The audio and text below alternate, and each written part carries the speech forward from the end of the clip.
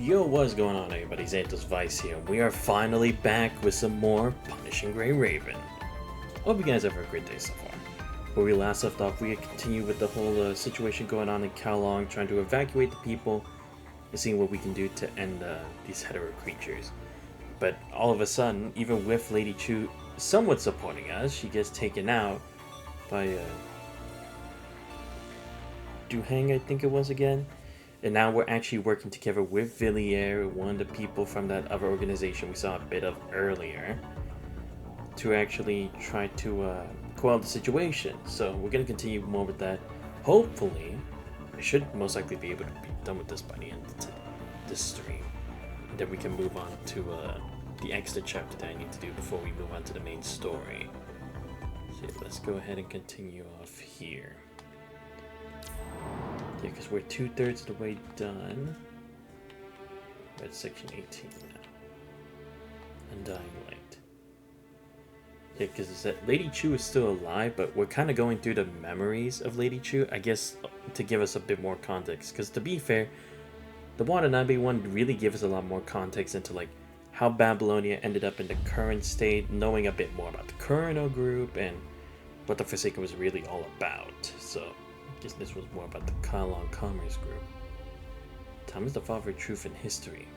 Decides to strip its capricious child of its swaddling clothes that always follows an endless stream of piercing cries.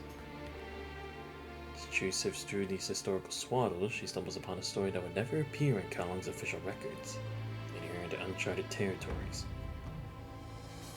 Time marches on. Under their family's guidance, Chu and Dai grow into adulthood. Meanwhile, Zhang, ever dedicated to his duty, shows signs of aging. Right, because this is also supposed to tell us how do they know so much about like Gestalt and that stuff as well, and possibly more about Section 3.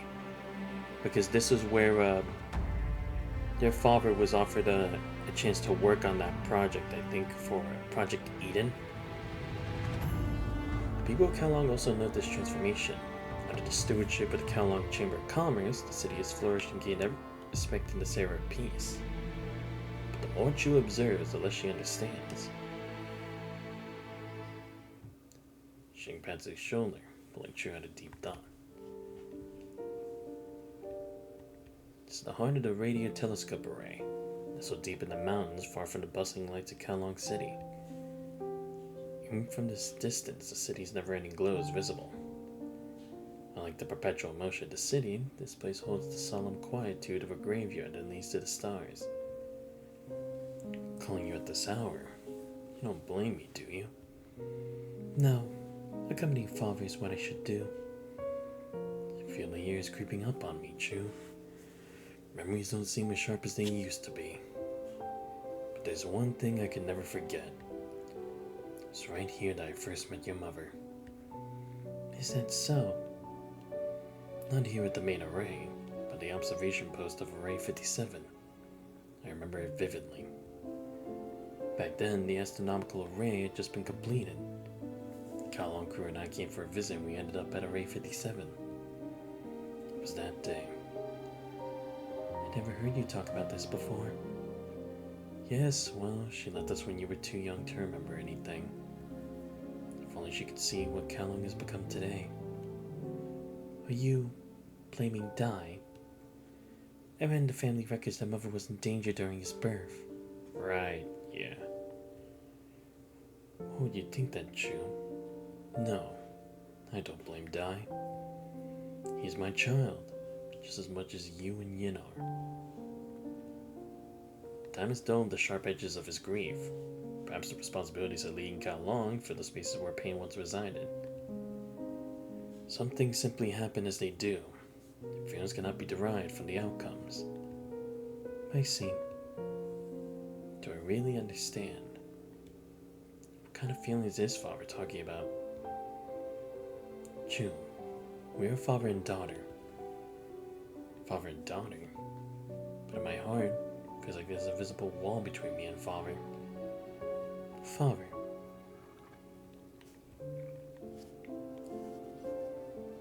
A faint awkwardness blossoms silently between them. The title monarch of Kowloon is in indelible mark upon him, creating a respectful distance that is hard to bridge. Chu's heart, the resistance lingers, pushing against the emotions her father tries to share. Chu, do you see that white star?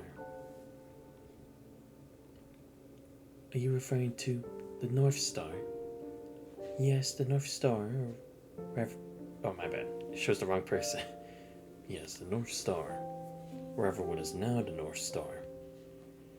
The Polaris, a trinity star system.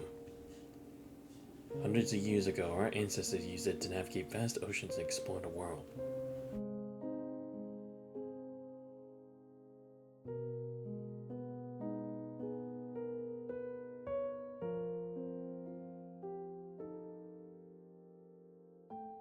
Sorry about that. Needed some water. Chu once read that over 700 years ago, when humanity sought to conquer the seas, the ancestors of Kowloon organized massive ocean voyages, ships vast and sails stretching toward the horizon. Just like how the star once guided their ancestors, it guides them now, bringing a brisk sea breeze from the starry sky of history.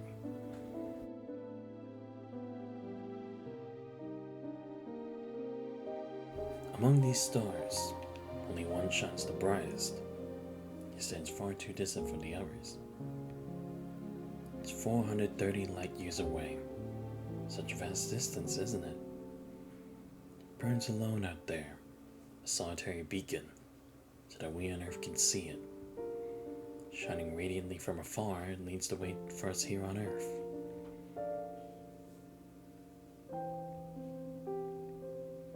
Lead the way. Father, you mean Chu? There's a confession I've held close to my heart. One that dates back to the dawning days of the Guild, and Kowloon was never all I sought. Why? If leadership could be deemed a vocation, it was not the calling of my soul.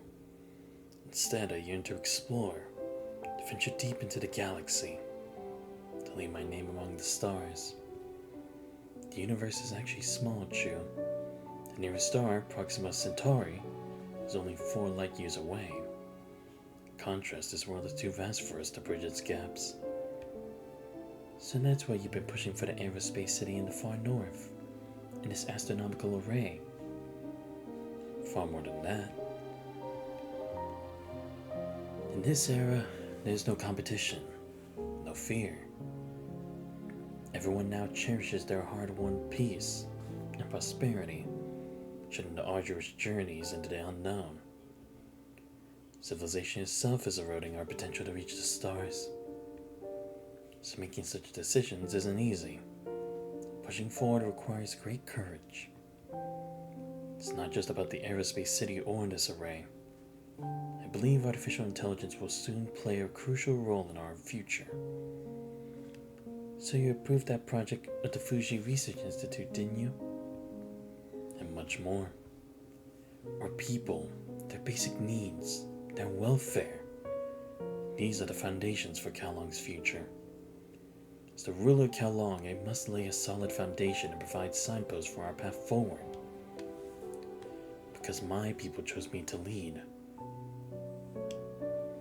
Why? In turbulent times, our family took decisive actions to guide Kowloon to unification and conquest, ensuring that all assets of the Chamber were secured for the benefit of every citizen.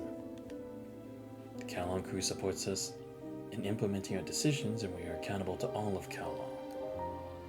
While the support is vital, too much dependence, like too many vines in a large tree, can hinder its growth. Ultimately, the essence of Kowloon is shaped not by a single individual or small group, but by every one of its citizens. Since they've chosen me to represent the spirit of Kowloon, I must fulfill their expectations. Fulfill their wishes.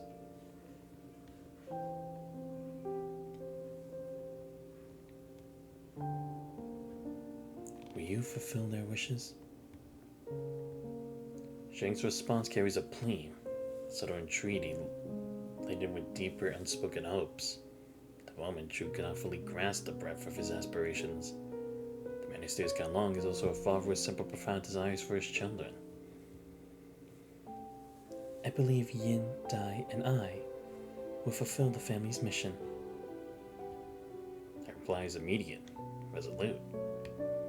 At her words, a fleeting dimming of light fills Zhang's eyes.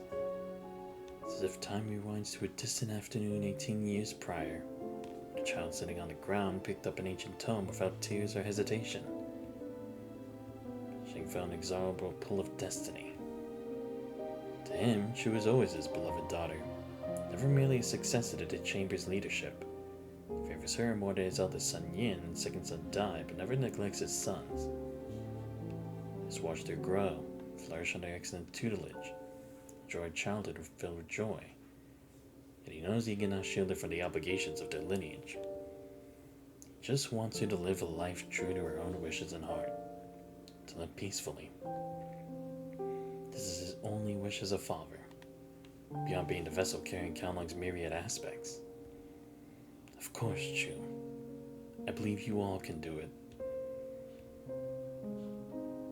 This is Kaolong's way of forging the backbone of this world. People always have to give up something, to see further, to reach beyond. I'm sorry, Chu.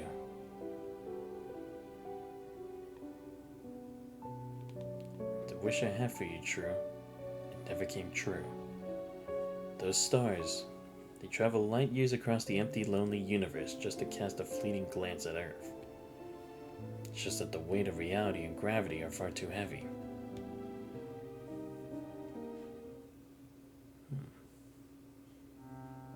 3 days later. Perhaps this world won't remember, but people will. From the ashes of conflict, we raised a resplendent Kaolong. Its backbone sturdy enough to shoulder half the world. We envisioned a world free from orphans, famine, poverty, and war. Yet, as he admitted himself, suffering still lingers in the corners of Kaolong, and deep-rooted injustices remain too complex for one person to eradicate.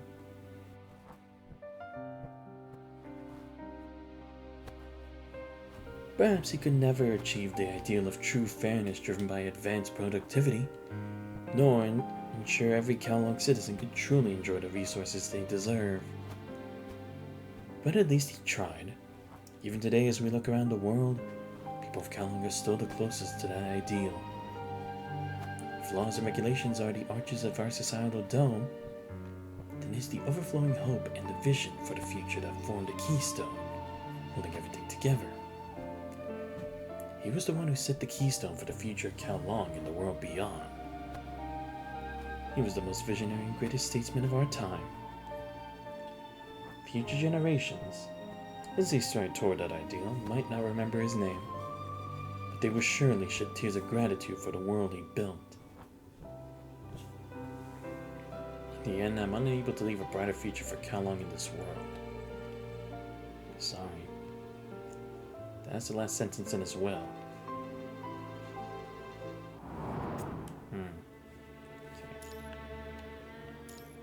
The mask.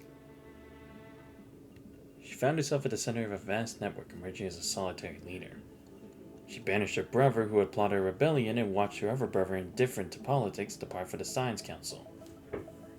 But her heart remained untouched. She could only feel some threads passing her by. Threads woven with fear, anger, loneliness, and disgust, intermingled with strands of hope, nostalgia, love, and joy. These threads tangled with power, conspiracy, obscurity, and truth stretched out around her. Oh, wow, yeah, because I can see it, because, like, the faces on these. Wow. She stood at the center of this net, feeling every subtle vibration in her palms. With a silent pull, she could expose a politician's scandal online, hold operations in distant drilling sites, or disrupt the resource supply to space stations. Life and death all within her grasp. For Kaolong, she could sever these threads without hesitation, bearing the consequences of her decisions. She only knew these emotions existed. She never truly understood them.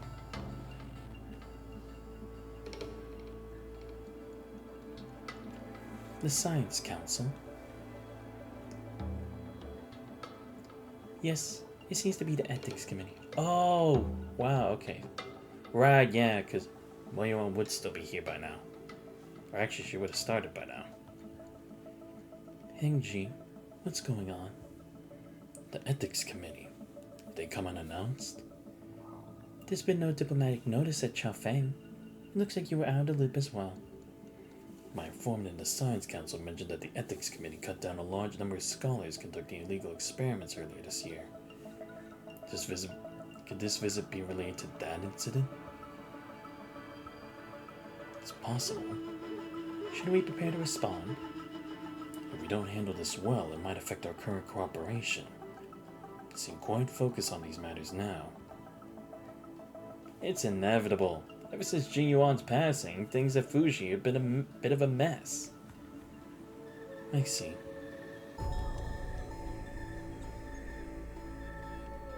In the chaos stirred by Yin, those aligned with the family faction, including leaders from Yazi, Chaofeng, and Chuen, were largely removed from their positions by Beyond. This left significant leadership voids across 3 major Kalon Crew institutions. Ah, okay, right, because Yin probably had backers at the time, being the eldest. While many from Chaofeng and Yazi were not reinstated, Bai Gui was kept on by Chu. Bai Gui had climbed the ranks to a leadership role with Chuen under Shun, and after Zheng's death, Chu stripped away her family's residual influence across various branches of the chamber. The family has always emphasized confronting challenges directly. Therefore, Chu is prepared to clear any hurdles in her path, even if it means dealing with her own kin. Zheng said a bottle that holds water can only hold water. Chu took this philosophy to heart, albeit in her own way. She recognized that some individuals were too vital to let go, so they kept their roles.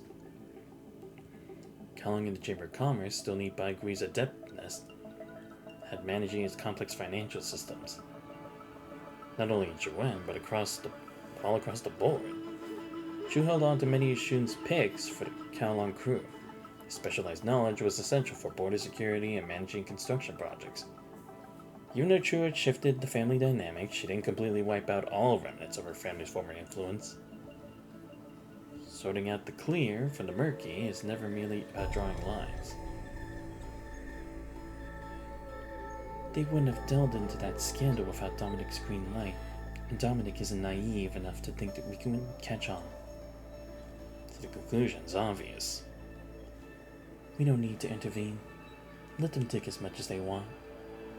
They won't cross the line. They might be bloodhounds, but Dominic still holds the leash. Understood. Also, Bai Gui, postpone the Universal Toys Company matter.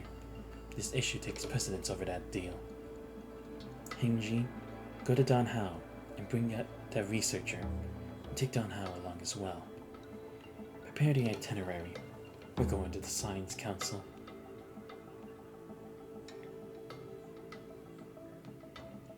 The Science Council in the main hall is bustling as usual. There is a palpable tension in the air. Gaston has been tossed into a calm lake. Hey, did you hear? Lady Kowloon is coming to the Science Council. Really? Never heard of it. You didn't know? That student of Dr. Landau in the Section 3 is a relative.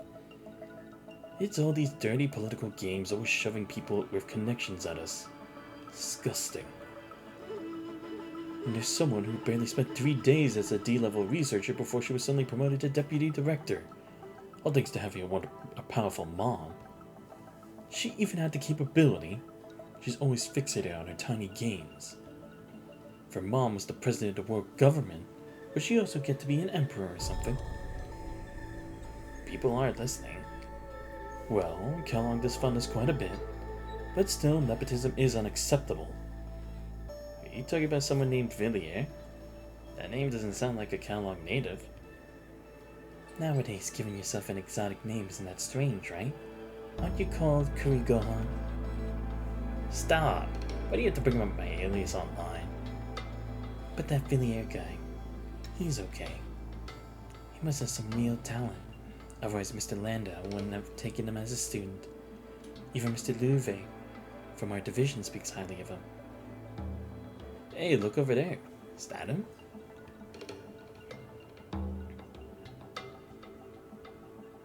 Nice to meet you.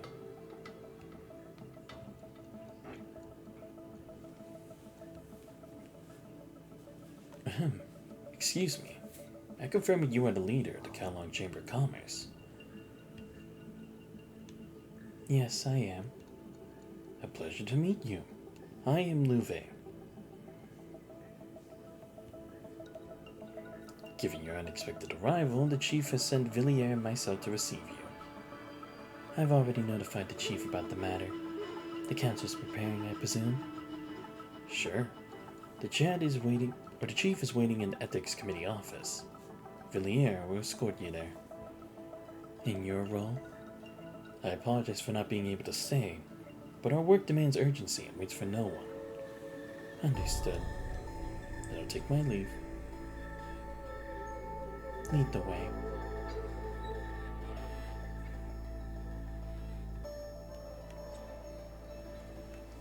You're a glaring misfit here. I expect you to act more appropriately here. Are you expecting me to call you Monarch of Kalong? You are free to choose. This is the Science Council. Science doesn't bow to politics. Indeed, but it might be easier you didn't rely on Kalong's funding.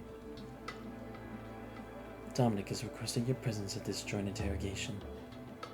Me? That was the chief technician of the Science Council's decision. What a hassle.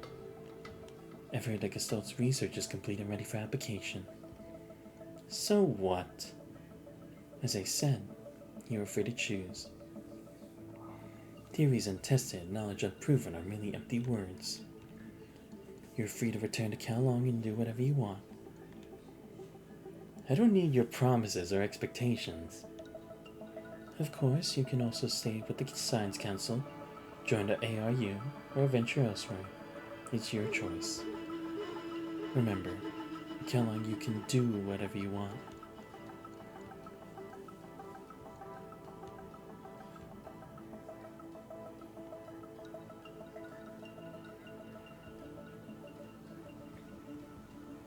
We're here. The nearly vacant conference room, investigators clad in standard suits and world government officials gather around a vast table. The presidency to usher in facts and a suffocating silence. Members of the Parliament and the Ethics Committee, please head to the inquiry room first. I'd like to have a word alone with the leader of the Kalong Chamber of Commerce.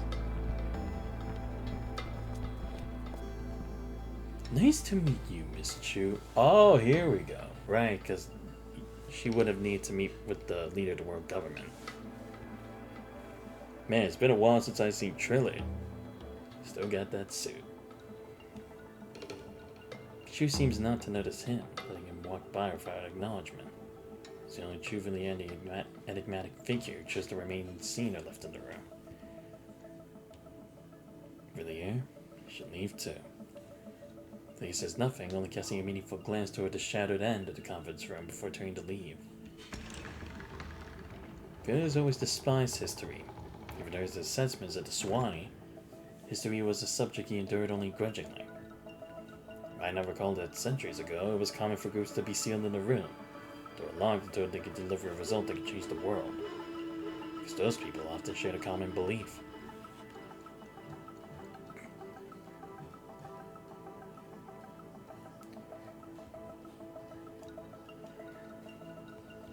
Extra, latest news! Kalong embroiled in a major inhumane scientific experiment scandal.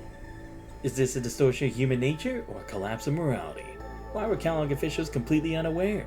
Why was the Science Council decided to impose the most severe punishment and expulsion on the perpetrators? What does the future hold for the cooperation between Kalong and the Council? Find all the answers in today's Pioneer Review.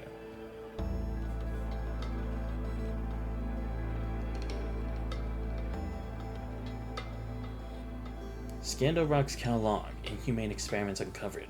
Project Orient remains unaffected. On the morning of October 26th, the Ethics Committee of the Science Council and Chu, a leading figure of the Kalong Chamber of Commerce, convened a press conference.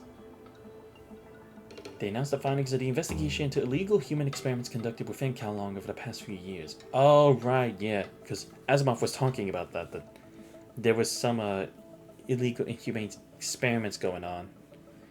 Well, more so than what was led to believe. The report revealed that the Intelligent Research Institute affiliated with the Fuji Research Institute in Kowloon was suspected of using live humans for dissection and memory experiments. Over the last 5 years, the case involved 57 unregistered human experiments affecting more than 70 individuals. Science Council stated that the Council has always been committed to standardizing and regulating scientific experiments worldwide. They particularly emphasized the importance of viewing science as an integral part of human civilization, a fundamental principle for the future of humanity. Sir Arnold Ziegler, chairman of the Science Council's Ethics Committee, has also shared some information. He stated that the investigation in Kowloon was conducted smoothly with significant support from local officials. When mentioning the investigation, Sir Arnold said, "We have thoroughly investigated all the materials needed by the Fuji Research Institute headquarters. We believe this case violates our recognized societal moral consensus and scientific ethical standards. The main perpetrator conducted numerous unlicensed human life experiments driven solely by a desire to explore the origins of human consciousness. Moreover, the experiment even involved the non-consenting participants, which is clearly a criminal offense. After interrogating the involved personnel, the Science Council decided to expel a total of 18 individuals involved as a form of punishment. It's believed that expulsion is the most severe punishment the Science Council can impose on researchers." I mean, it makes sense, because if you're kicked out of there, then it's like, there's a reason you were, right? I mean, sure you would find them, but for a researcher, they still need like grants and money to actually be able to do the research that they do. So, by getting kicked out there, it would mean that they can no longer contribute. It means they can no longer have other ways to find sponsors. Those expelled will not be recognized by the Council, will be unable to secure any legal research funding globally, and will not be eligible to apply for any research permit. Yep.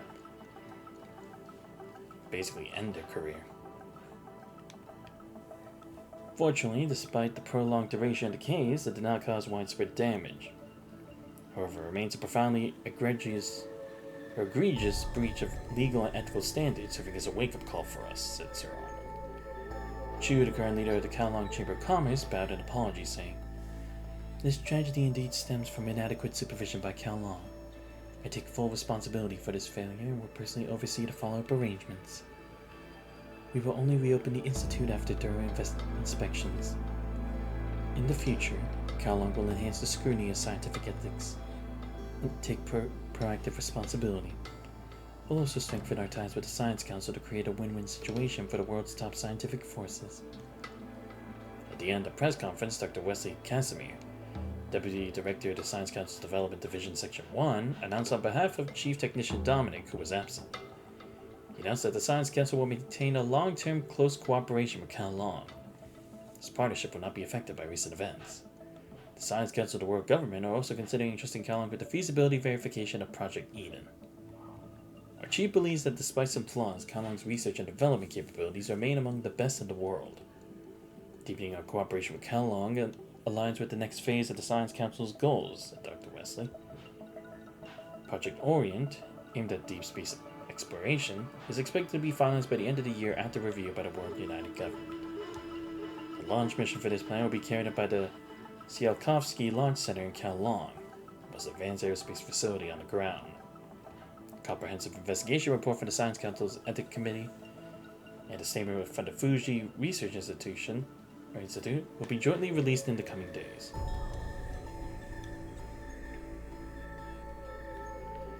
For us before the press conference, "Please have a seat, Miss Chu. You should be aware that neither Kowloon nor I appreciate being led by the nose. It seems I don't need to explain the situation any further. The Science Council is responsible for the actions of every certified researcher under its jurisdiction. Every crime they commit while holding our certification is a grave insult to us. However, this should be an internal matter for Kowloon to handle. You have no right to interfere. Miss Chu, the principles of the Science Council are not confined by simple territorial jurisdiction. Our goal is to eliminate this divide, not not to follow it and create more. Even so, conducting investigations in Kowloon without our consent is too much. As a knowledgeable expert, you must be familiar with our saying, you can't let others sleep soundly on your own couch. I offer my apologies for that. Their actions were indeed at my behest. It was a rush to judgment, and that was my failing. But please understand, since the incident at the start of the year, the entire council has been determined to excise the rot festering within. I heard about the expulsions earlier this year. Yes, mostly those who committed crimes against humanity in their research. But you didn't openly address this matter. It was for the council's reputation. I had no choice. At times you exhibit the stubborn integrity of a scholar, and at others the cunning of a politician. Right. I can kind of see where that would go, because even if you say yes, he should take responsibility, that's still going to be viewed as his fault. Because if he has to deeply apologize, people can think, oh wow, maybe he is more connected to it than we thought, you know? Those rumors are going to be the issue. It may not be like all the facts are up there, but just the fact that his name and mistake are put together, that would really shake the people's trust in the Science Council. So I can understand why he had to have someone else do it. I'm not saying it's acceptable necessarily, but now there's at least reasoning to it. So you needed the Kowloon incident to shake things up. Science is just a pawn in the game of politics. I'll do everything in my power to realize the Council's vision, facing what the other members refuse to. My place is here. I have no choice but to persist. Kowloon will cooperate. I'll play my part in this act. But the Council will continue its collaboration with Kowloon as always. Oh, what exactly does that entail? Our partnership will not be undermined by this incident. The Council will push for the next decade's plan in Parliament. Decay and validation of EP21 will still be entrusted to Kowloon as previously decided. Until the lunar base is fully renovated, only the previously constructed Tsiolkovsky Aerospace City of Kowloon can handle this task. So it's not that it's taking me too long to read it, it's just I'm trying to make sure I'm attempting to say it right. And for Eden 2, the Science Council will ensure a neutral selection process for the construction site, not entrusting it solely to Kowloon or any other entity. And we have reached a consensus. As Chu is about to rise, Dominic adds, Miss Chu, I must say, you're just like your father. I am not my father, and I expect that distinction to be respected. It was meant as a compliment, Miss Chu. He was a visionary strategist. Without his initial investments, many of our advancements, including interstellar colonization, would remain but a dream. But you are indeed different, Miss Chu. Your father was more gentle than you. With a cold laugh, Chu stands and pushes open the heavy door. Aren't we all wearing masks? Oh, that was scary. Oh my god, how many more? Come on, let me get into some action, please. Years later, as future generations crafted the epitaph of this era, they were described the following words. In an age where boundless energy unleashed unprecedented productivity, clean electricity suffused every aspect of life, the skies were free of industrial smoke, food was synthesized with precision by machines. Advances in biomedical and prosthetic technologies extended human lifespans, yet the pursuit of immortality was abandoned, for the future of a civilization lies in its ability to evolve and iterate. True legacy is found in the lives of its progeny. The old shackles were broken, freeing up countless hours for people to pursue their true potential, no longer burdened by concerns over housing or making a living. Children dreamed of becoming scientists in laboratories, and astronauts aboard space stations. Meanwhile, the humanities and arts flourished once again, reclaiming their rightful splendor. Information was no longer a needle in a haystack, but a door wide open to all, finding progress in the pursuit of knowledge. Orphanages emptied, famine ceased, poverty was eradicated, and wars faded into history. Evil hands penned verses that illuminated the cosmos, turn to gaze at humanity beyond the azure confines of Earth. Stars are no longer a distant future, but a near tomorrow. Build a magnificent city on the moon, and our swords, shields, and plows will conquer the entire solar system. Our arrows are noble, grand, resounding with the echoes of hope. Glory to those who look forward to the future. Glory to those who march boldly forward.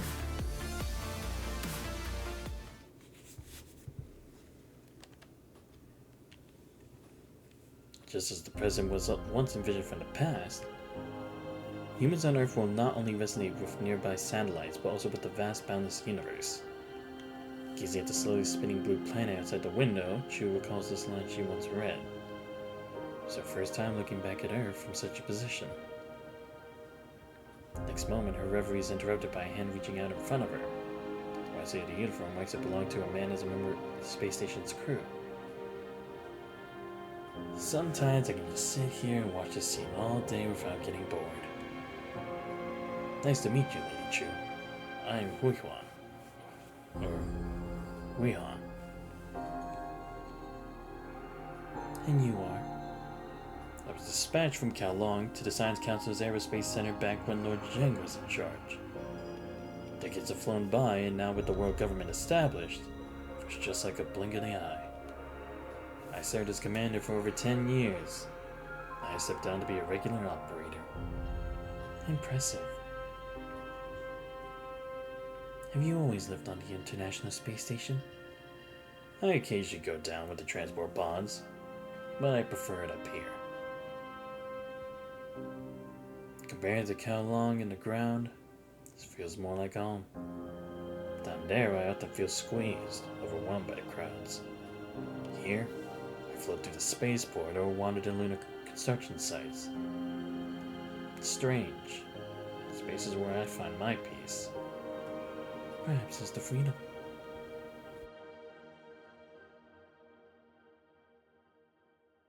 We've been tethered to the ground for far too long. Possibly. Only children born in these stars will share this feeling. We children might feel the same. But I never got married. Thanks to your administration, my parents are well taken care of, so I have no worries.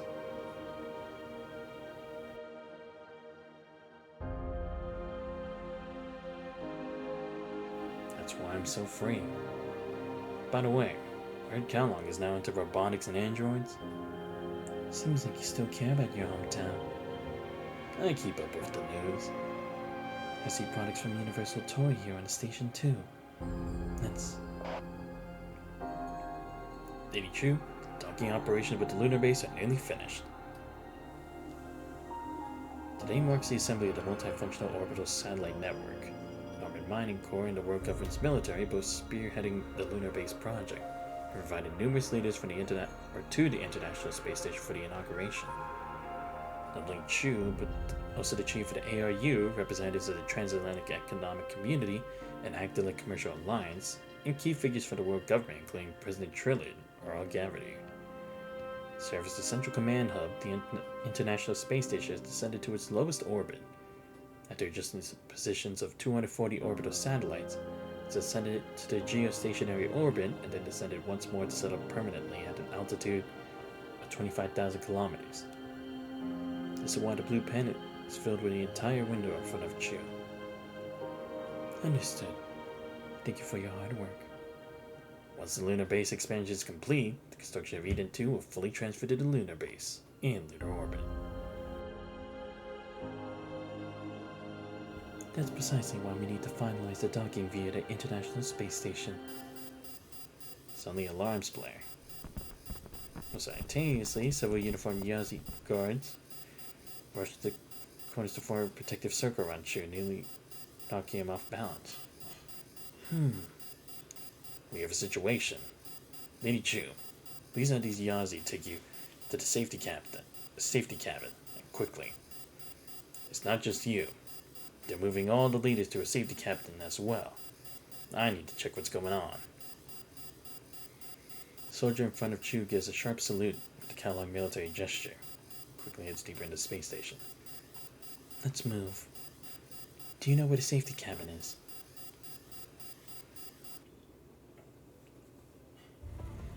Small cabin is crowded, with each leader accompanied by their guards, except for Trillard, who is seated at the front. It's really too crowded in here, everyone. Let's have all your guards step outside. They can wait at the door. Don't worry.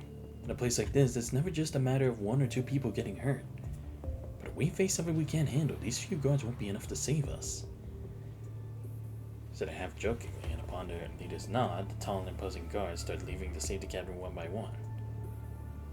Oh, one second, I'll be right back. Gotta check something.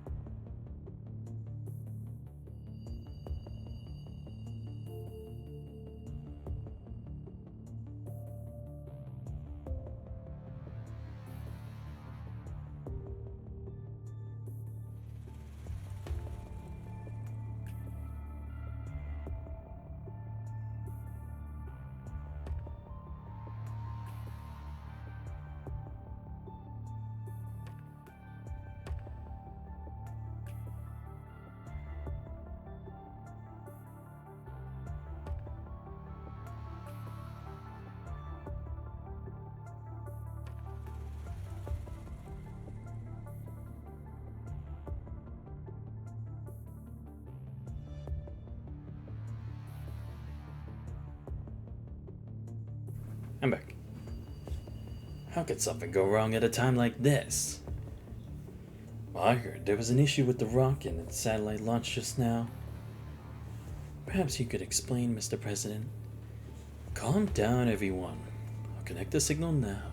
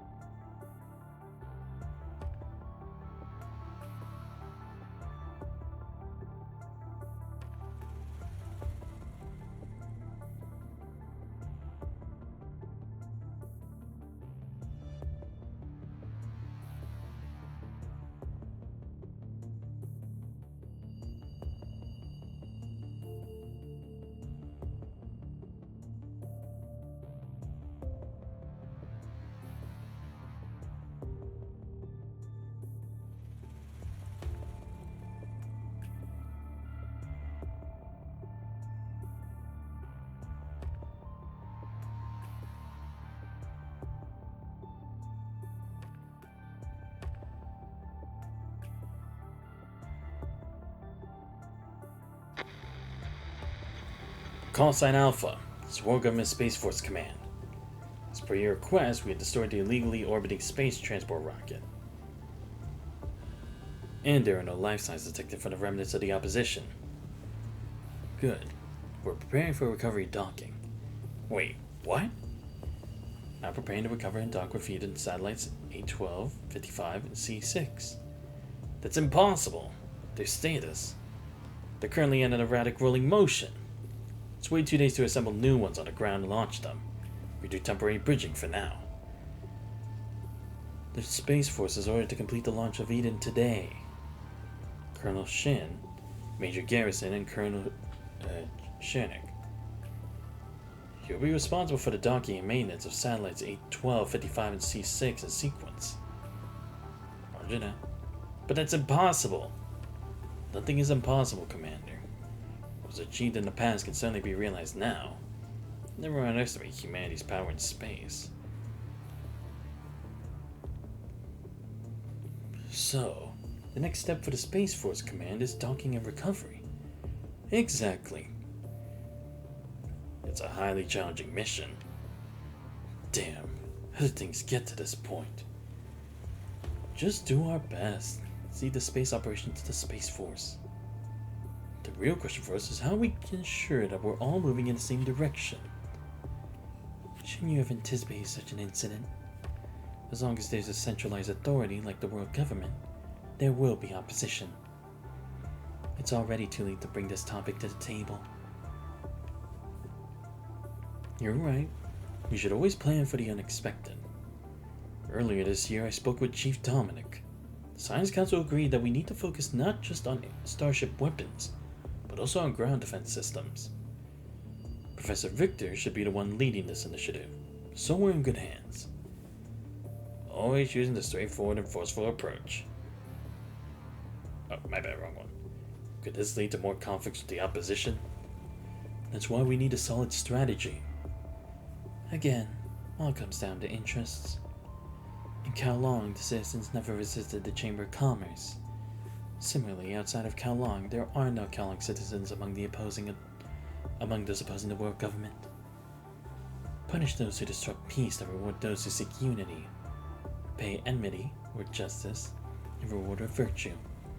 That's the guiding principle. But these opposition forces are scattered everywhere. Are we really going to initiate another round of strikes and wars? Are you afraid of war? Kowloon has always displayed decisiveness in warfare to outsiders. Or for this moment, the declaration could easily be interpreted as a declaration of war. There is more than one way to achieve a goal. We need both carrots and sticks. I agree with Miss Chu. The Parliament is currently considering a proposal for global-scale conscription. Conscription?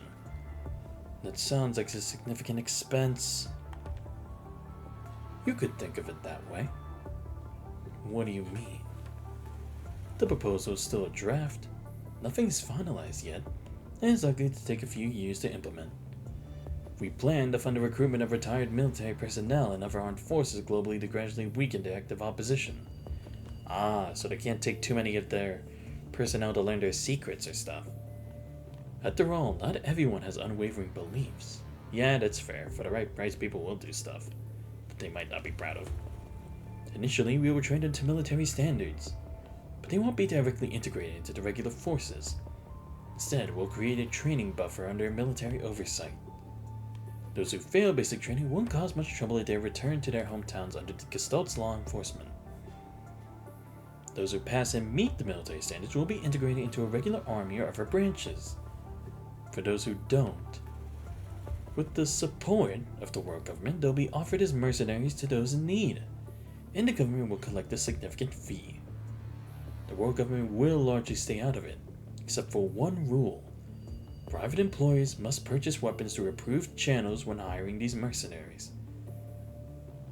With the world government's support, what if these mercenaries are hired by the opposition? Wouldn't that be aiding our enemies?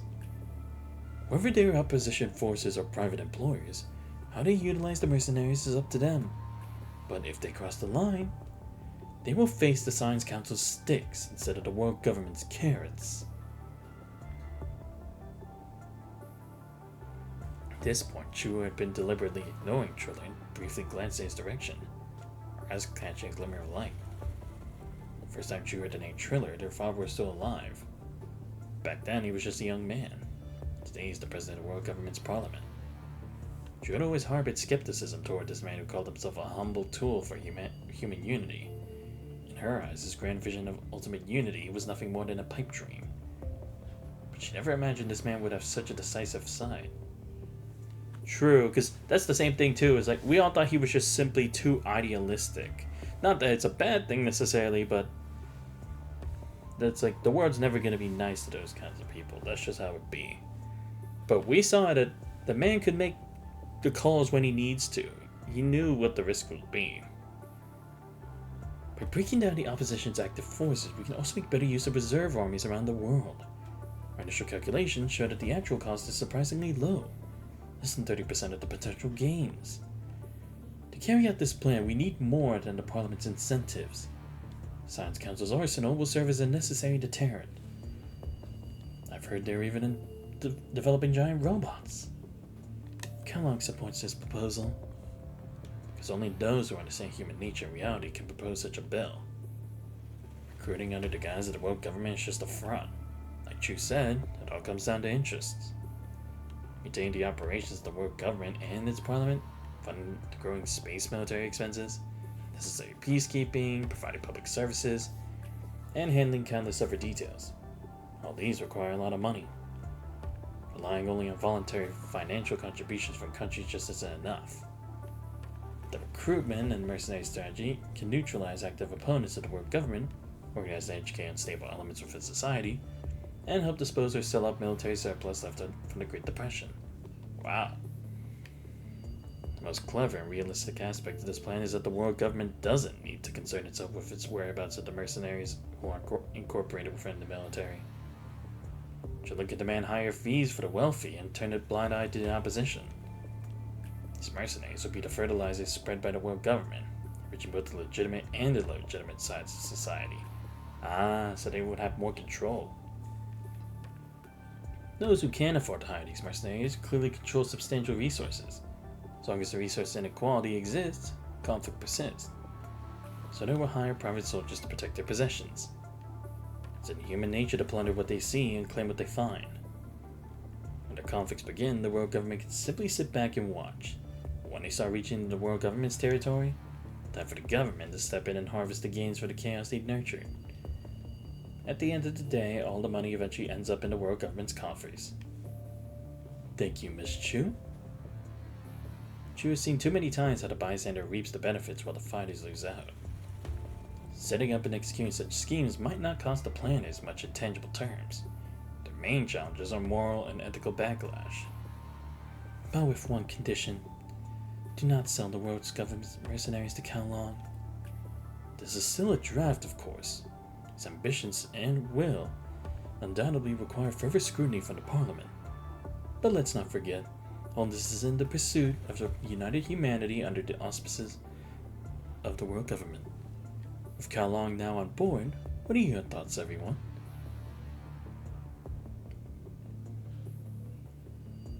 Half an hour later, as international delegates step out of the safety cabin, the alert that space at the ISS had been lifted. 3 space officers who orchestrated the nearly impossible docking mission have safely returned.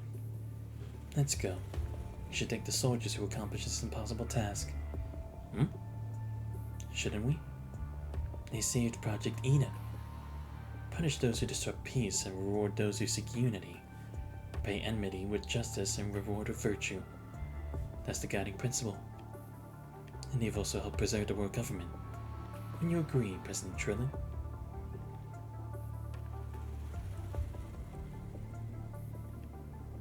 Your judgment is spot on as usual, Miss Chu.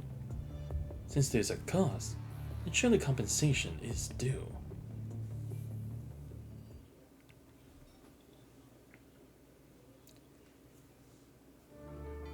Chu floats in the digital expanse where streams of time float past her. Everything around her, including herself, seems to be a rapid freefall. Each moment smooths infinitely, leaving shadows above and below her. Time manifests as visible strands surrounding her. Some strands are already colored, marking the events of human history, while others remain blank, untouched by the past. Chu tries to manipulate the delicate, seemingly infinite strands of time. They're pliable enough to be shifted significantly. There always appears to be an invisible boundary that they cannot surpass, beyond which lay the realm of fate. Kowloon. She struggles to swim toward it. The strands thicker and more robust than the others were a deeper color as well. Kowloon, another strand emerges, switching parallel to into the endless distance. Tabula Kasha. Luna.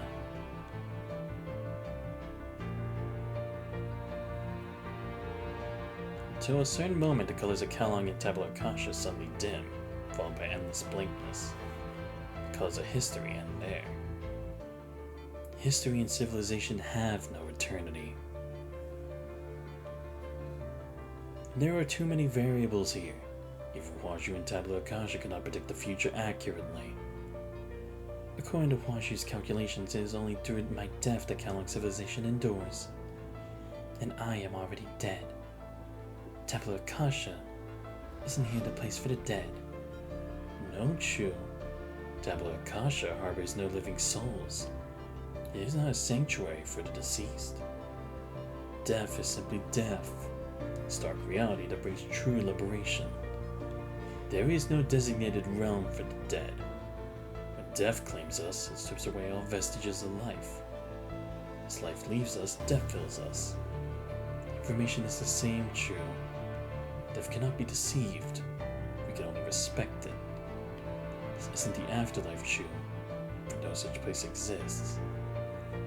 No way. Washu and Tabula Akasha showed me that the future should be like this.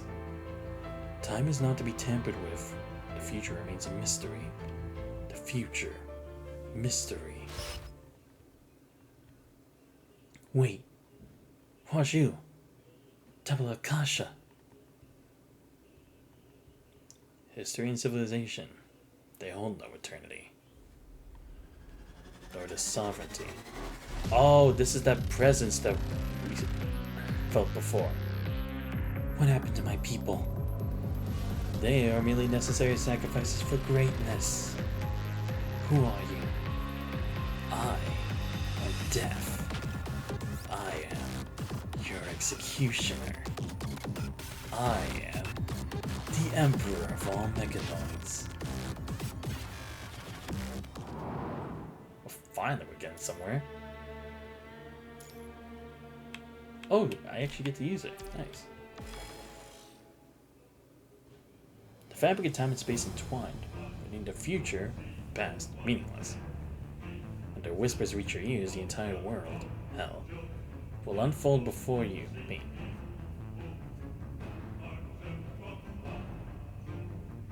The beast devours, flames consume, and a boiling river of blood churns everything in its path.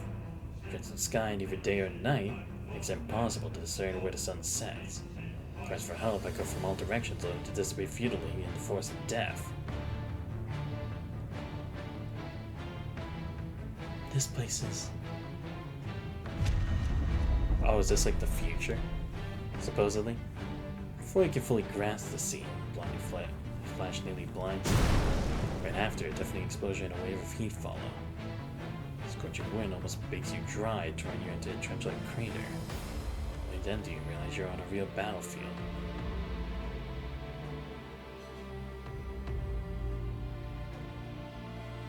What are we fighting? My body. What's happening to me? There's no time to dwell on this as figures emerge one by one for the sea of corpses and blood advancing toward you. You must fight.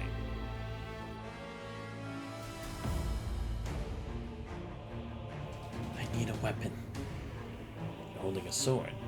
How convenient. Just when you need to kill, you have the perfect tool to cut and slice them apart. I need a weapon. Who is that? Maybe just a ghost of the battlefield? Don't mind her. She's already dead. Forget she ever existed.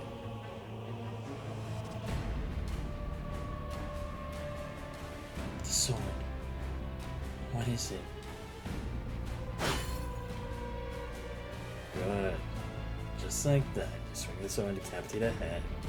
If the sword is sharp enough to cut through iron, you still feel the slight resistance when severing the neck. Repeat. Die.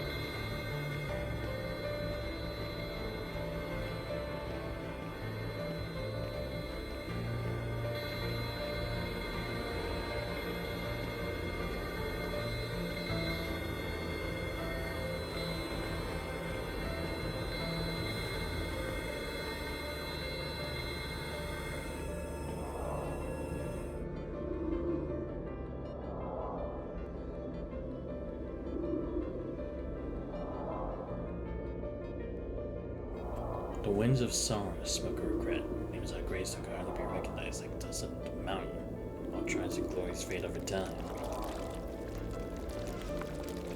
Wait, is that?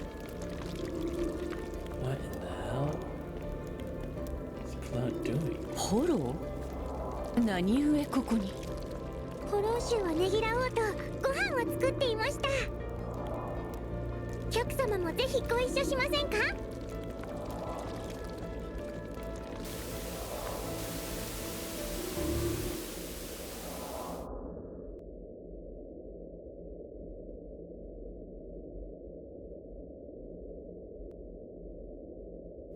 Helen Wars.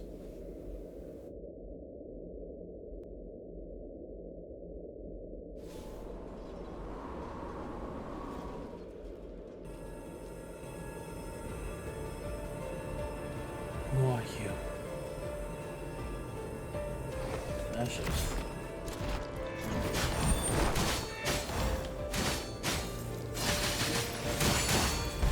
さあ、永遠へと歩みなさい。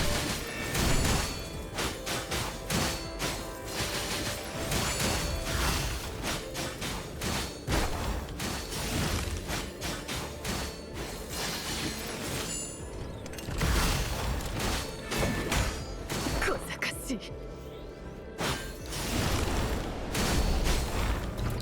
最後の情けです。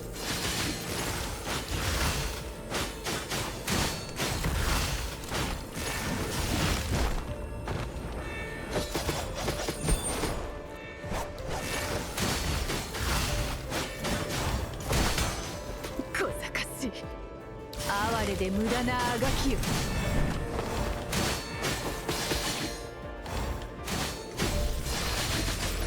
最後の情けです。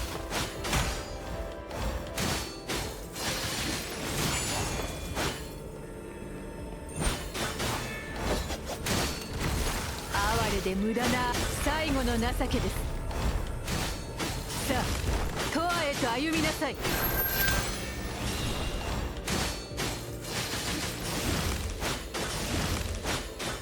九竜は生き続ける。さあ、最後の情けです。小賢しい。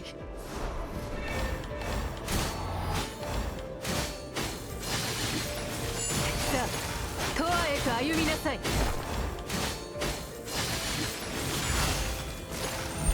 最後の情けです。最後の情け、あ、小賢しい。九竜は生き続ける。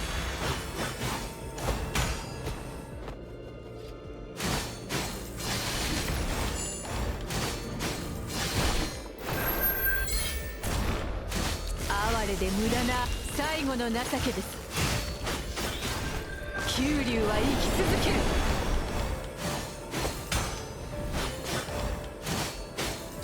哀れで無駄なあがきよ。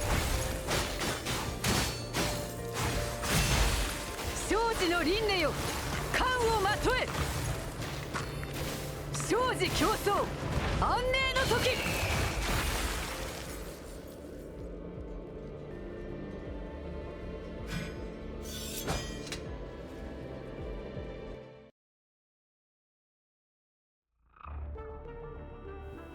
Here, time seems a divine grace stripped away. This place is dominated by guns, bacteria, steel, blood, fire, and death. Load, aim, shoot, and eject. A Lee-Enfield rifle in her hands, capable of firing 10 rounds in half a minute, becomes a rhythm of survival.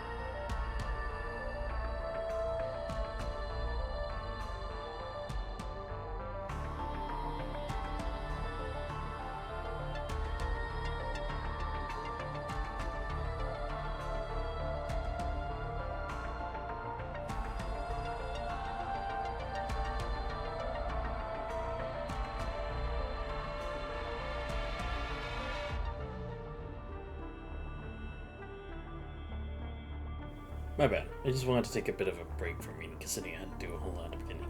Such wars, who doesn't die? Who doesn't lose a few parts of themselves? Legs, eyes, ears, ribs, arms. And of course, losing life. These tragedies happen thousands of times in war. Repeating over and over again. It never stops. As long as humanity exists, it'll continue. Endlessly. Dying in battle. Still holding this gun. Keep fighting. Until death, right?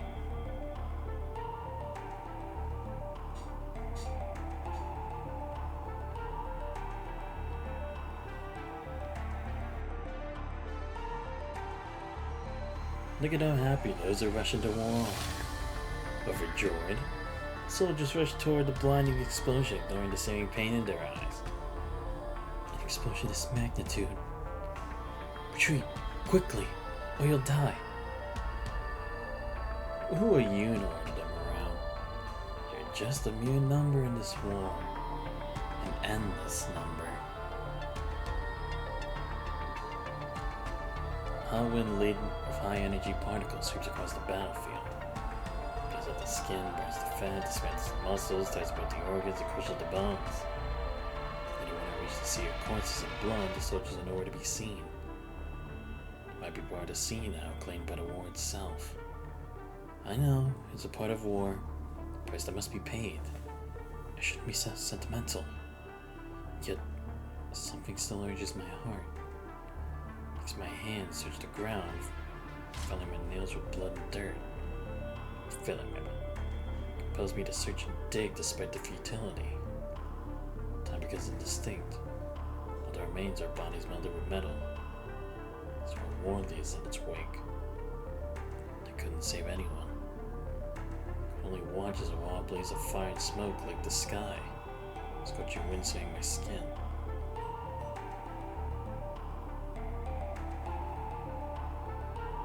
Stagger to my feet, dueling over lifting as a vulture. As it expands far in the distance, I see another figure struggling to rise amidst the flames. This is frail, his body bent over like an oversized newborn. He isn't a survivor. Just like me, we both defied death. Malhonnête resurge, et oramai da partir, je te dois avem vidito. I'm trying to read it, okay? I don't know what language that is. But night now reascends.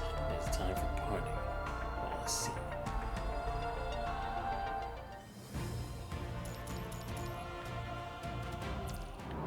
Oh my god, how much more dialogue am I gonna have to get through? Please! Just let me end this. Seriously, at least give me more action stuff. Just give me this. The fabric of time rendering the future present is meaningless. Yeah, not that again. In a magnificent city. The world is cast as a reflection in the mirror, showing only the city with its glassy confines. The golden city where humans, mechanoids, and constructs coexist peacefully. That's the most enchanting regalia of night. When Chu regains his senses, she finds herself on the bustling streets of Kowloon. As though nothing has changed, with history internally capturing the city in its most radiant moment.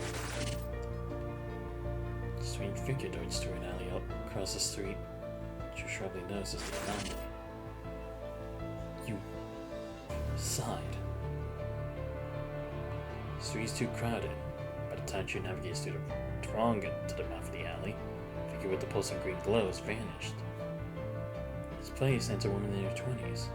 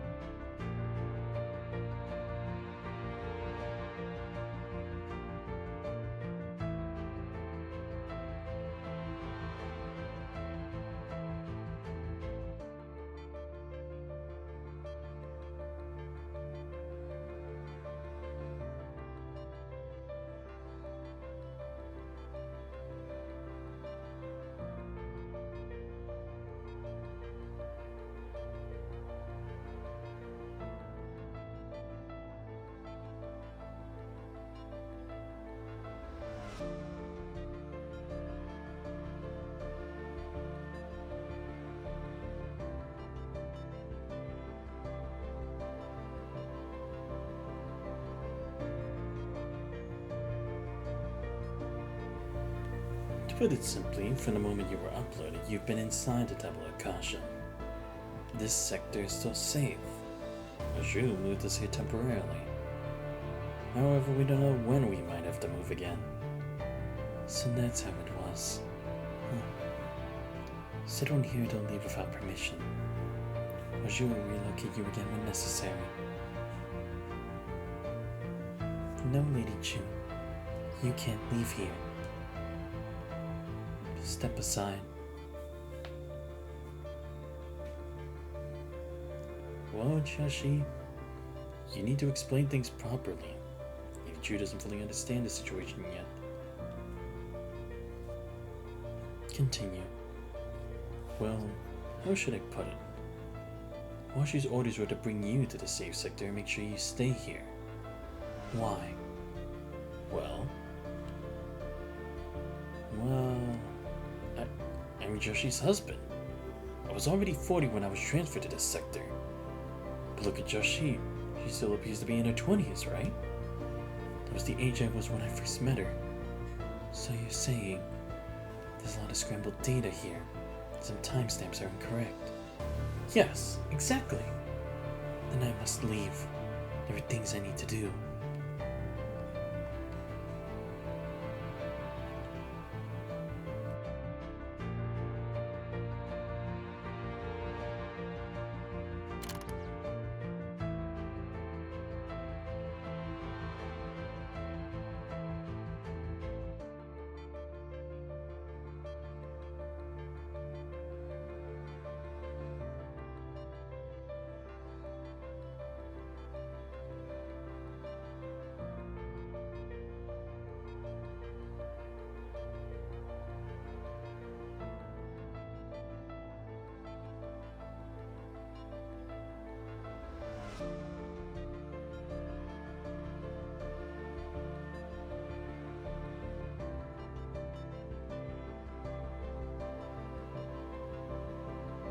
She is currently serving her duty as Pulau for the people of Kowloon.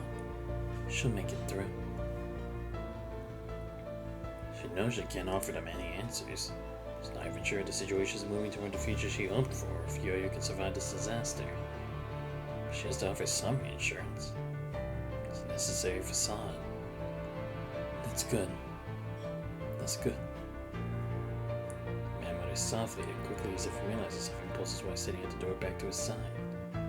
Lady Chu, will we all survive? Sure. Things will get better. Who's that? Who's there?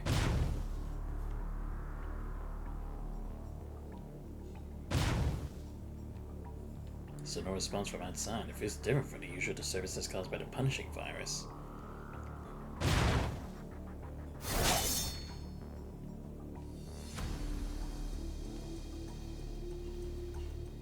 Wait, what? The door finally gives way under the external force, revealing a shadowy figure as dark as a longsword. What the heck? Wait, why are we using the dead bastard thing? Found me. She doesn't wait for the figure to spot. Wait, isn't this her in a different form? Like in her different skin? Interesting. She was taking the shifts to the right, trying to reposition for another strike. However, Sufu and Jiaoshi behind her. She has to block for the incoming attack instead of advancing. If I continues, the intruder mirrors Chu's techniques on us perfectly for more sinister edge. He makes it calculated to exploit Chu's instinct to protect the couple behind her. So hey Icon, how you doing? Hope you had a great Christmas. How you doing? So that the fight isn't about her. You'll have her pure sorrow and joy. Run! Terrified Sufu grabbed Joshi and they both dashed through an opposite door after the scene. Keep your eyes on me, Chu. Chuka has another sword for the intruders, swinging a sword at a nearby team. The high-end salutation. What's wrong? What? What's going on?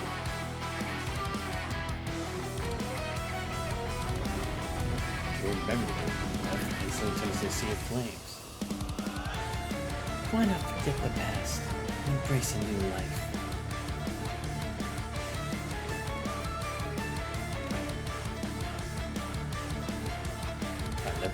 the same scene.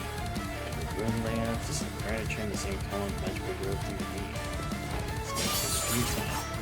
And every door were the same intruders, the same fights, the same flame. Where else can you go? You sinner. Mark figure appears behind you. Go take this to the door. So familiar. It's been too long since I tasted such defiant memories. Get away from me. I won't leave, Shu. I will never leave you. Because I am you. Sinks deeper. The battlefield flows out. That strong hatred seeps through the choose line. I will fulfill the unfinished vision of my father. Those who drove my father to his death will bleed for their deeds.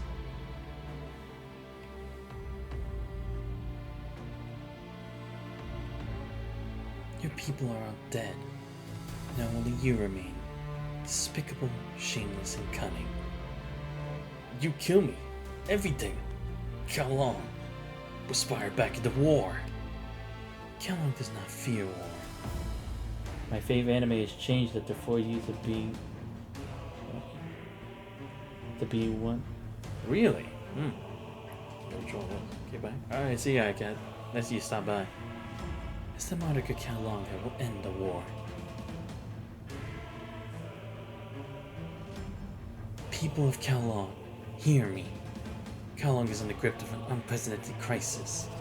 You have the right to know the truth. We have been betrayed. A relentless faction within the chamber coerced our previous leader into taking his own life. Like evil dragons, they hoard their wealth created by our hands, blocking the progress of our era. They only offer deceitful promises when confronted with our force. I promise you, as your leader, I will settle scores with those who betrayed Kelong. They will pay dearly for their treachery and their betrayal. The people of Kelong never fear war, and the war is right in front of us. It seems like an alternate future, right? Because her speech wasn't like that dastardly kind of, or that vengeful. It was more like lift up the spirits and unite the country. Fulfill my vengeance, saying those who wronged me. To pursue this path, I lost my brothers, my family. Spent years going to fires in Kelong.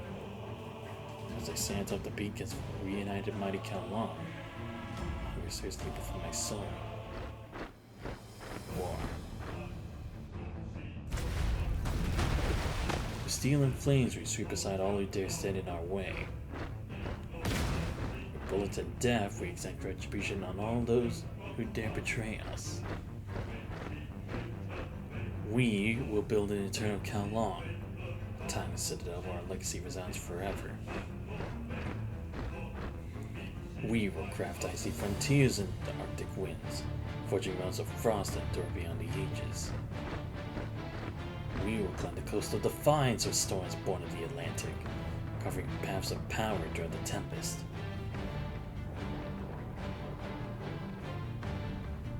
All emotions are woven into the very fabric of my being.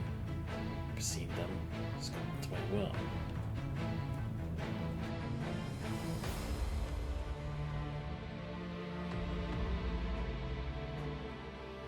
As I shed this mortal coil for an immortal form, as I transcend the confines of flesh and blood, flesh and bone, as I fold the world into a grand dominion of Kelong, I city ascend from the sorrows of every celestial body within our solar grasp, as I wield the power of life and death across the cosmos where the Dyson sphere, as the might of Kelong's flagship eradicates all those who dare oppose us. Bow before me and face your demise. Insatiable hunger and nausea, be still. The mass is hollow, your husk. Now I can feel it, the elusive jubilance.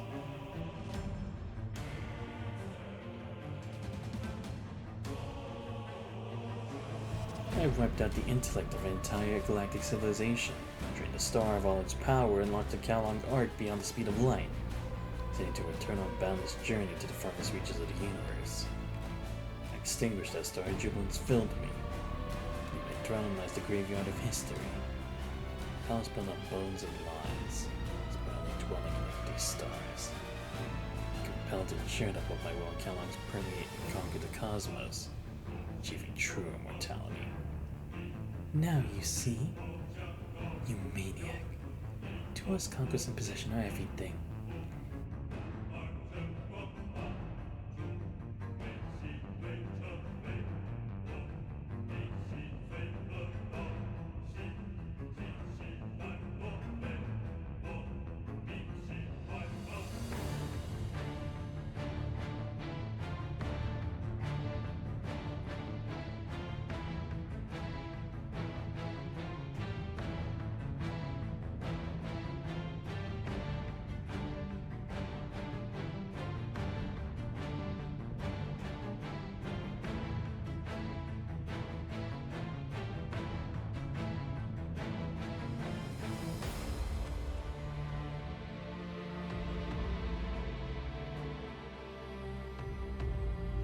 Don't you get it?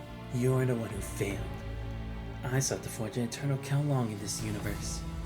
But in the end, you rejected me. Rejected our ideals. How pitiful. Did I really talk so much in that rejected future? Who would have thought that me as a villain would be this careless?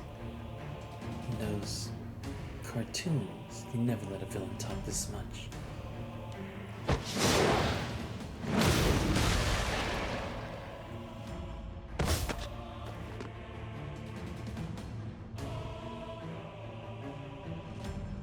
The place where they stood now is a desolate ruin, a uniquely crafted greatsword setting upright amid debris.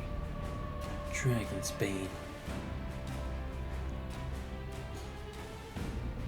But behind the door, a tall man shot a woman peer out, expression filled with concern.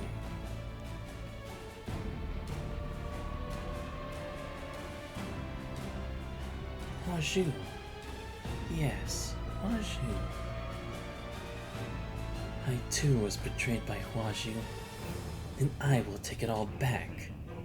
Everything. To destroy and then to recreate.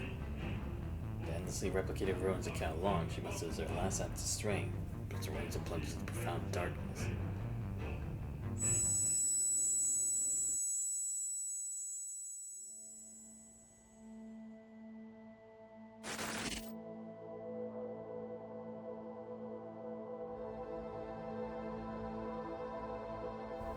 Huazhu. She is weighed down by the stars, unable to move. This unit is expending all power, at any cost, to protect the Tabla Akasha. Was the version of me just now one of the features you calculated? Yes, it was one of them.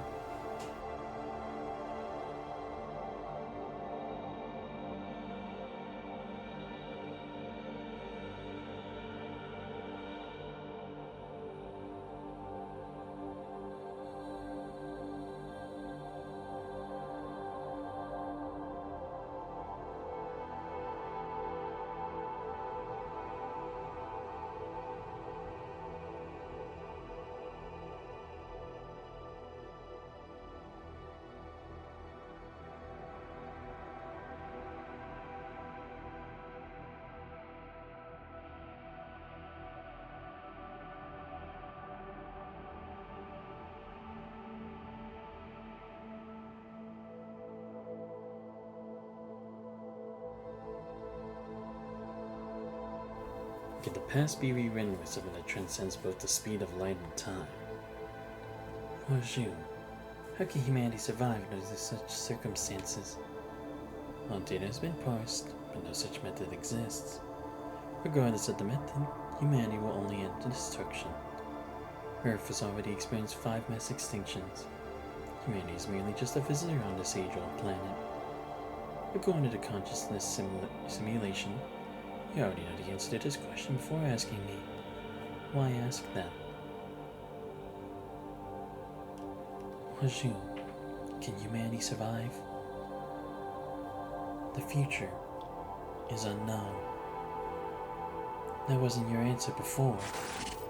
Variables always exist. Waju? He's coming. He can no longer protect you. Please, end this story. Return from the most holy wave. Regenerate.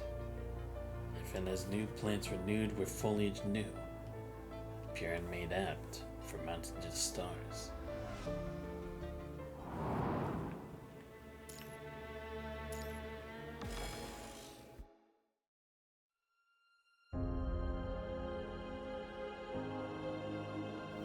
She opens her eyes and she finds herself watched over by a demure young girl. Wait, Nanami? Who are you? You can call me Nanami. Nanami. Where am I? We're aboard the DeLorean Discovery, sailing through the vast ocean of stars. It's a place I never heard of, so I'm still in Tabula Akasha. Bingo! Not quite the same. How long has it been? Maybe about 9 billion years. Think of a 9 with countless zeros after it. So, that's why I'm waiting for you here. Waiting for me. I don't even know you, yet you seem different from anyone else I've met in Tabula Akasha. Why would you wait for me? Well, if there has to be a reason, it might be for those who can no longer wait. Let's go.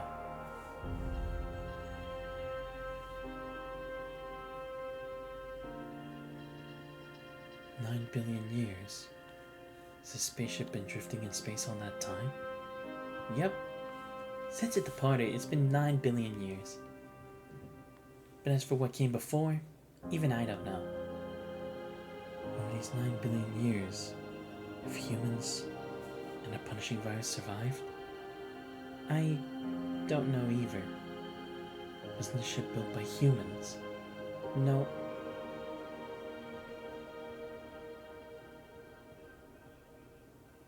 How about one last look at Earth as a parting gift? Sure.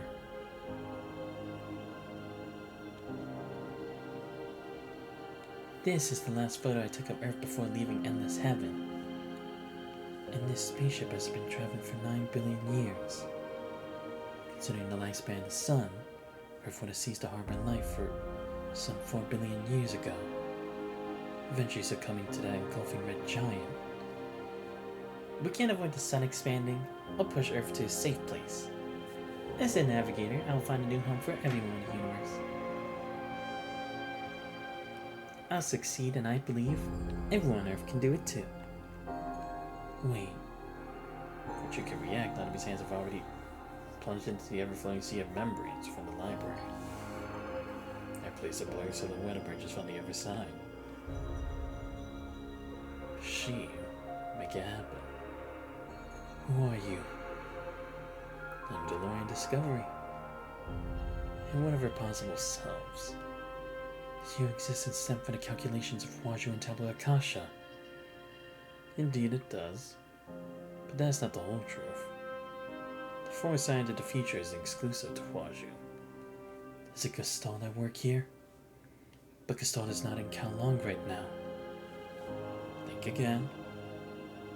Given that Waju and Gestalt share the same origin. So, does Waju also inherit the same potential features as Gestalt? It's a possibility.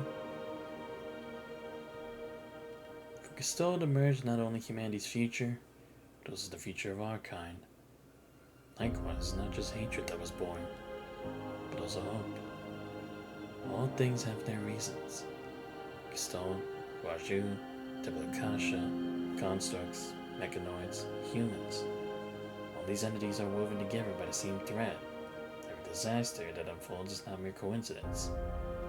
Indeed, he too is a product of the intertwining of Gestalt, humans and mechanoids. And he seeks to erase humanity from existence, to completely wipe out all traces of human culture and heritage, the very evidence of humanity, the memetics of future generations. His aim is to purge the world of human information, leave behind only what he desires, the realm of machines. Born of human hands, yet striving to erase his human imprint, just like Isaac's defiance against Abraham. But he lacks one thing, something incredibly important to humans. Love. Only love can transcend time, space, gravity, and even the light cone. With 9 billion calculations, each computation leads to a different destination.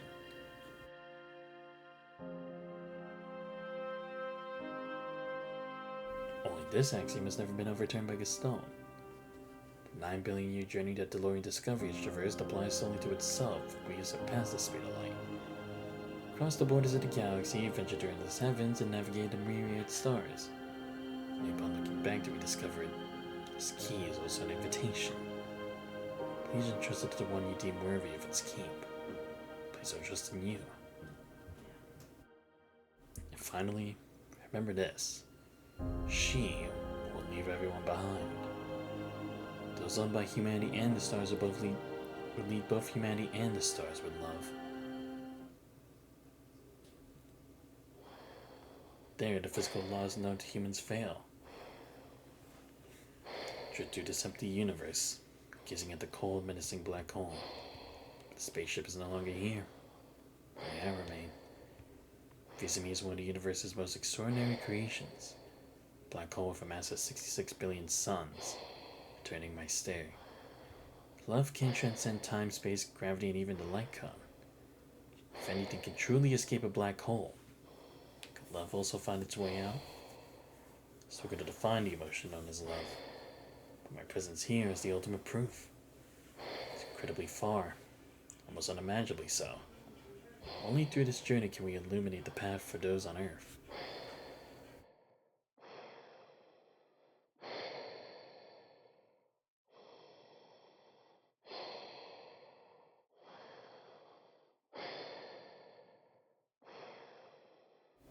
Here vigor failed the towering fantasy, but yet the will rolled onward, like a wheel in even motion by the love impelled, that moves the sun in heaven and all the stars.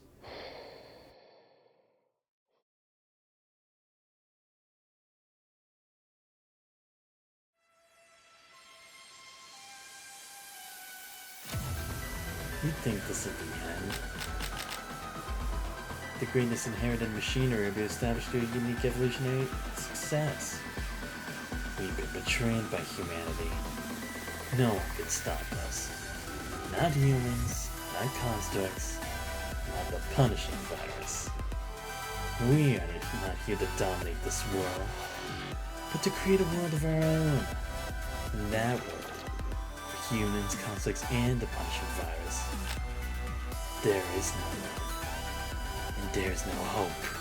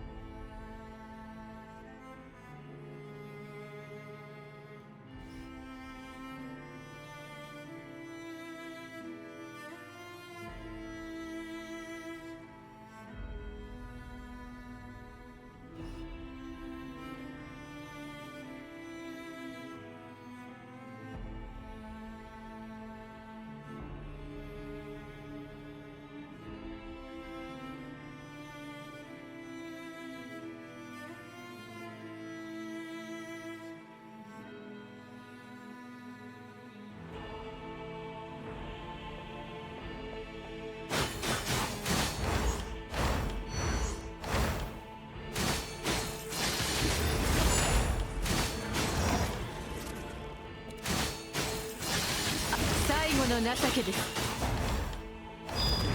小賢しい。歴史は別の道を最後生死の輪廻よ、冠をまとえ。生死競争安寧の時。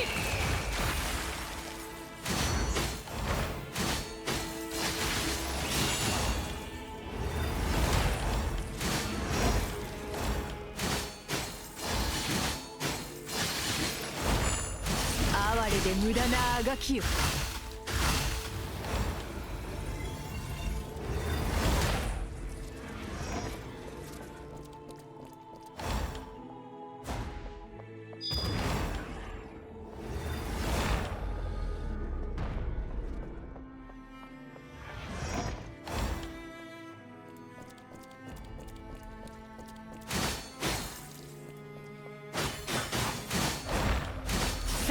哀れで無駄なあがき生死の輪廻よ冠をまとえ生死競争安寧の時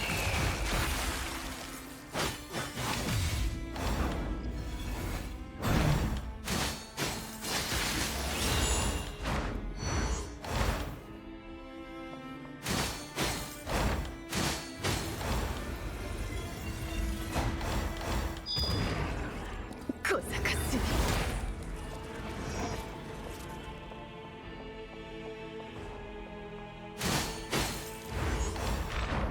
最後の情けです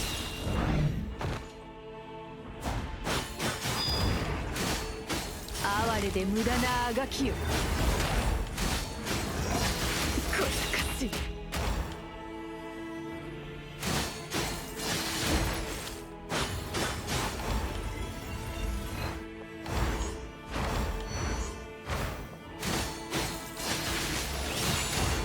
歴史は別の道をたどるのですね小賢しいさあとわへと生死の輪廻よ冠をまとえ生死競争安寧の時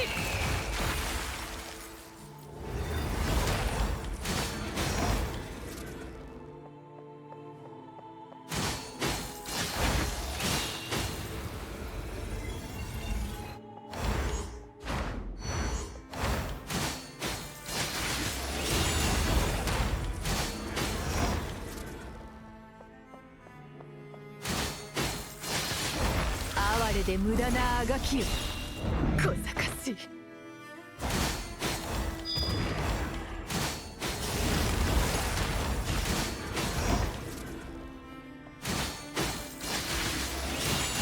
最後の生死の輪廻よ冠をまとえ生死競争安寧の時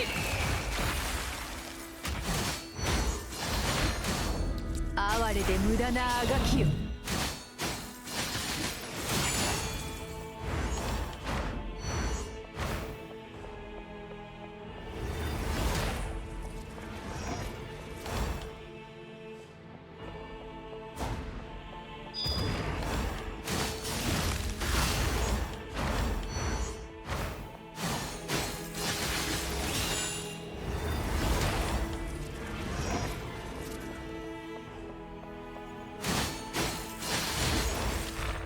最後の情けです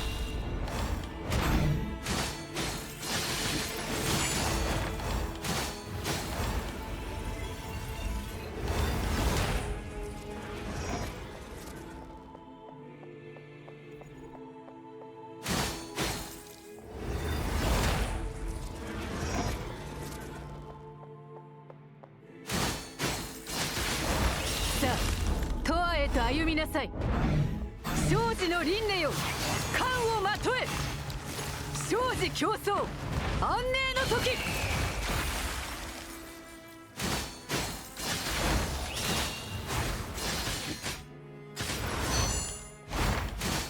この程度の実力です九竜は必ず Ah, damn it! I already failed. I didn't get it first try. 哀れで無駄なあがきよ最後の情けです Ah, crap! Missed it. Oh shit! Give me away. 最後の情けです哀れで無駄なあがきよ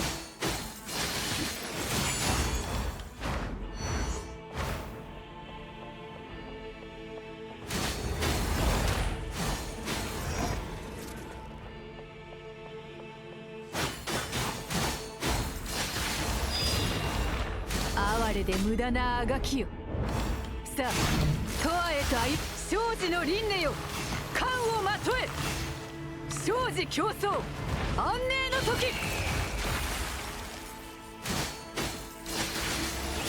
最後のさあとわへと歩みなさい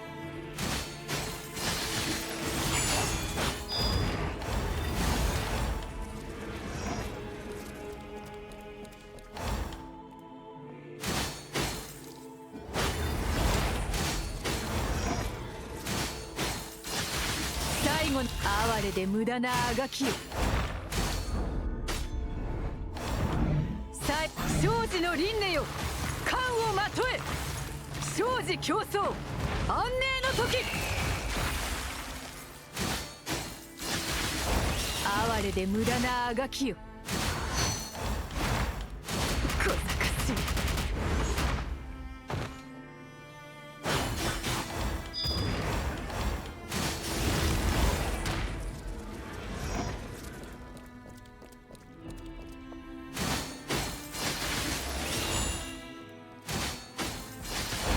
さあ永遠へと歩みなさい最後の生児の輪廻よ冠をまとえ生児競争安寧の時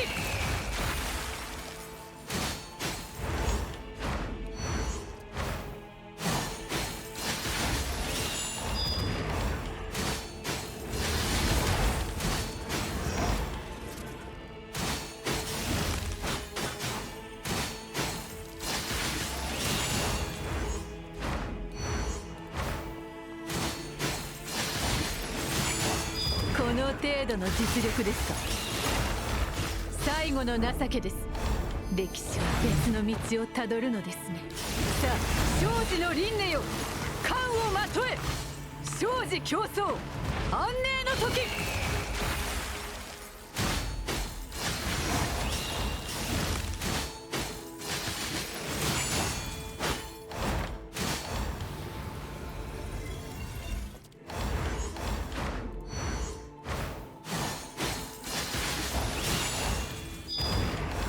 さあ永遠へと歩みなさい最後哀れで無駄なあがきよ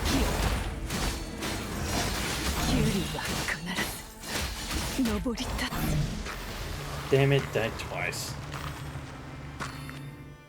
I need to do better responding to it.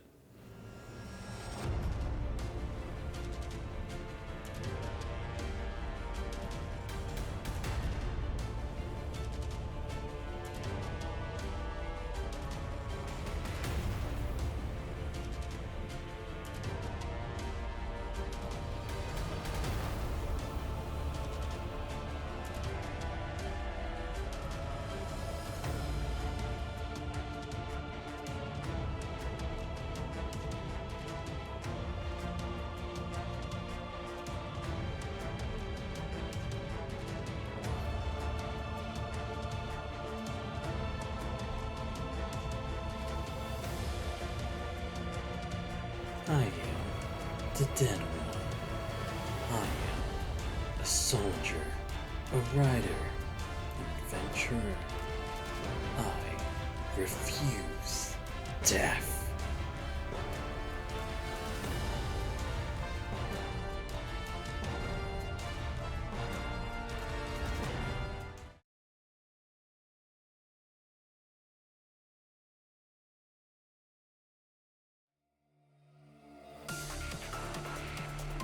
You have no right to define her. I surprised she barely recognized the face of the figure before.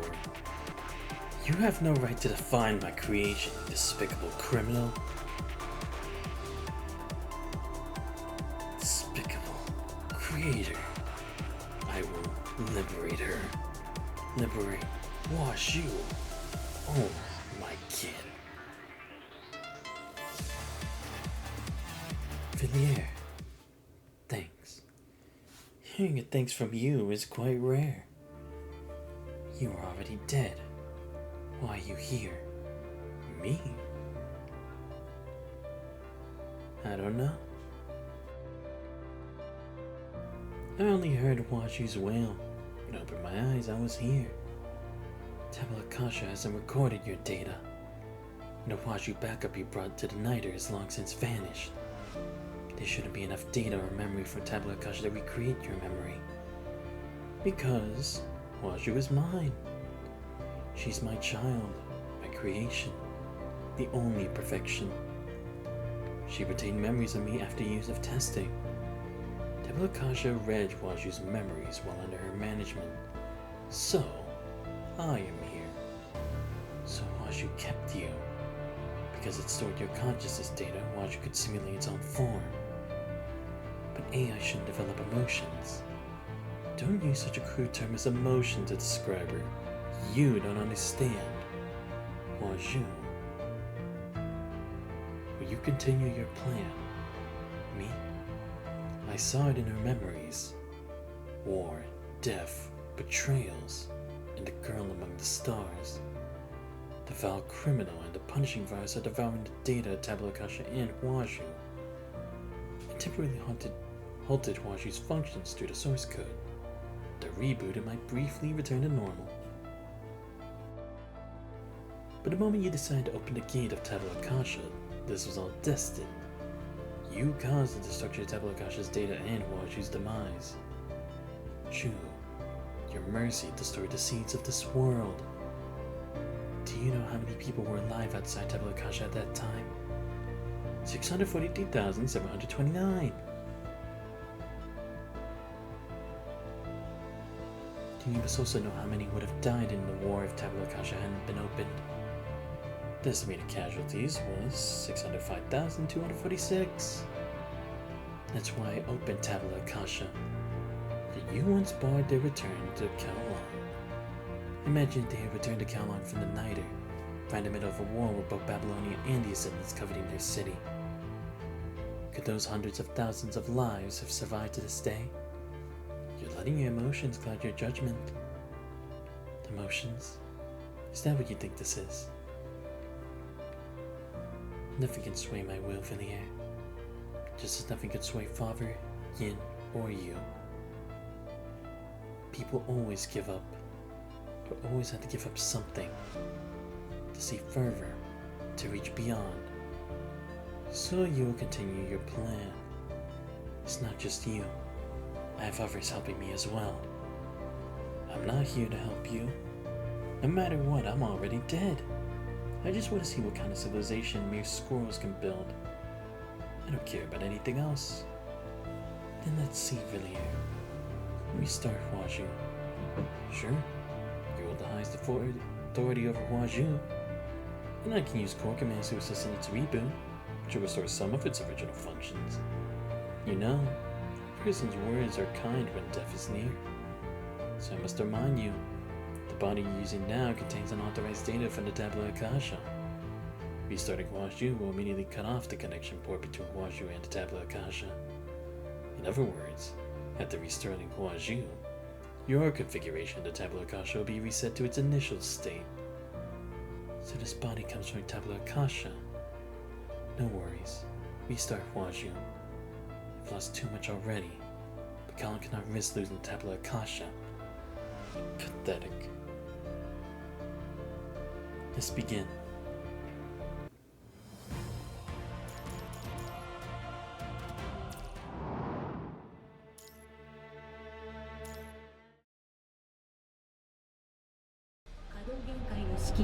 So, その後に何が起きるのですか。未来は予測不能。未来。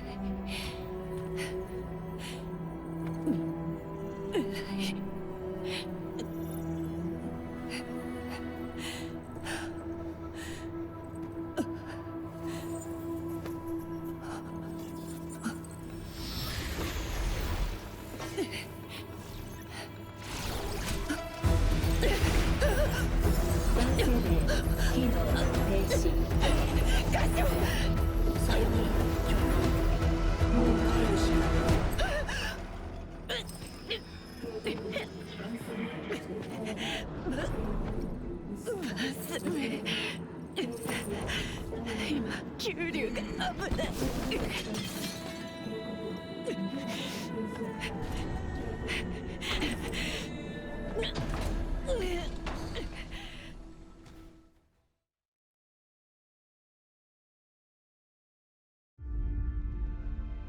War never changes. The flames of war burning out the Chamber of Commerce in Kallang are on the verge of engulfing the entire Tabula Kasha. That's pain from her deep mind almost renders her speechless. Normally, consciousness data extracted and uploaded to Tabula Kasha can never be reloaded back. But in consciousness requires extremely precise operations in stringent conditions. For any potential misuse of the tabula kasha in warranted for altered consciousness, all uploaded consciousness is considered dead by common standards. That's why there are no living people in tabula kasha, because the fear of death is deeply ingrained in humans, a fundamental instinct. Therefore, even if consciousness returned to reality, it would be constantly haunted by the conflicting impulses to live and to die. Death is final. The dead can never truly be resurrected. Those who linger between life and death will never find solace in death's embrace. Tabula Akasha. Echoes of war are the only sounds that answer her on empty streets. No longer recall how many years have passed with data realms of Tabula Akasha. All she remembers is continents drifting and merging, oceans evaporating or refilling, planets dying and being reborn. The final divergence point of the ideal confidence simulation is your death. This unit cannot confirm the accuracy of the simulation. It's only an approximate solution derived under the influence of uncontrollable variables. She herself is a sacrifice Kalon must make for a glimpse of its future. So of each cycle she endures within the Tabula Kasha she suffers.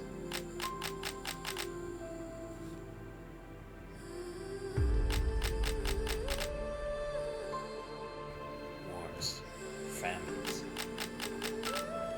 plagues, deaths. In every possible future, fire that consumed the entire world ultimately extinguishes Kalong's flame, leaving no exceptions. Just like now. Even if she orchestrated a logically justified death for herself, Kalong remains unsaved. Upon that fragile thread tied to Kalong lies destiny. Rising from the mountain of corpses and the sea of blood is the last survivor. The final reign. Sinner.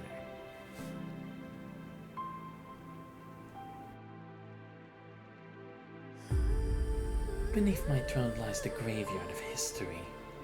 A palace built on bones and lies is my only dwelling in the empty stars.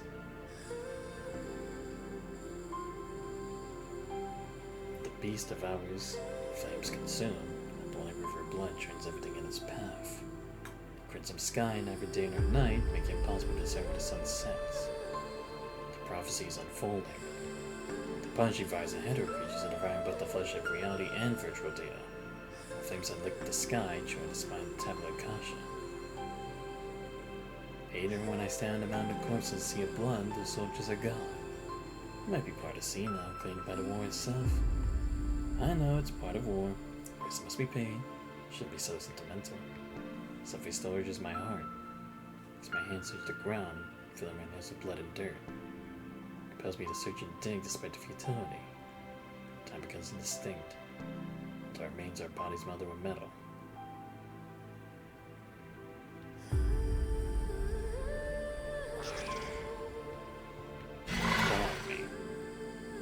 Continue my relentless search among the ruins, driven by something indefinable, among the crumbled walls and the blackened hills.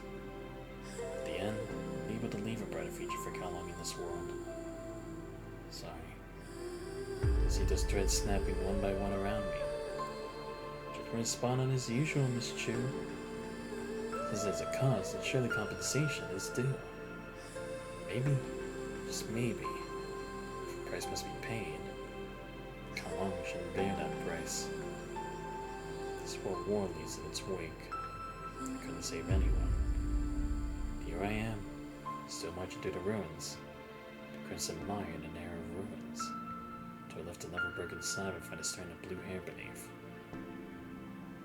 Till my blood stains the soil of Kalong. Eyes wrapped in bandages. Fresh ones laid out over old scars. Still breathing.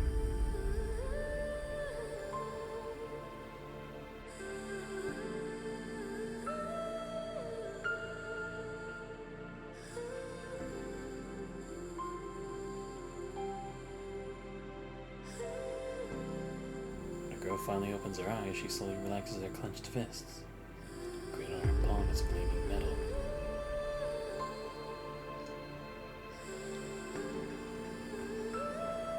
I, officer of the Poulon crew, will hereby be your second in command. Lady Chu brings you here. These crews still haven't been approved for review yet. I'm too strict. Let the rookies complain. Just trying to improve their chances of survival on the battlefield. Too serious? Sorry, I don't know how to act as a celebration banquet. I chilling. Completed my mission. For the past billions of years, stars have perished. The universe has aged. Throughout the brief yet extensive history documented by humanity, some dark and hopeless periods that I've encountered have left a vivid mark across the ages. I cannot allow myself to step into such an era. I cannot allow my people to step into such an era. I'm here. I shall make all things right. Kalong will not stop here.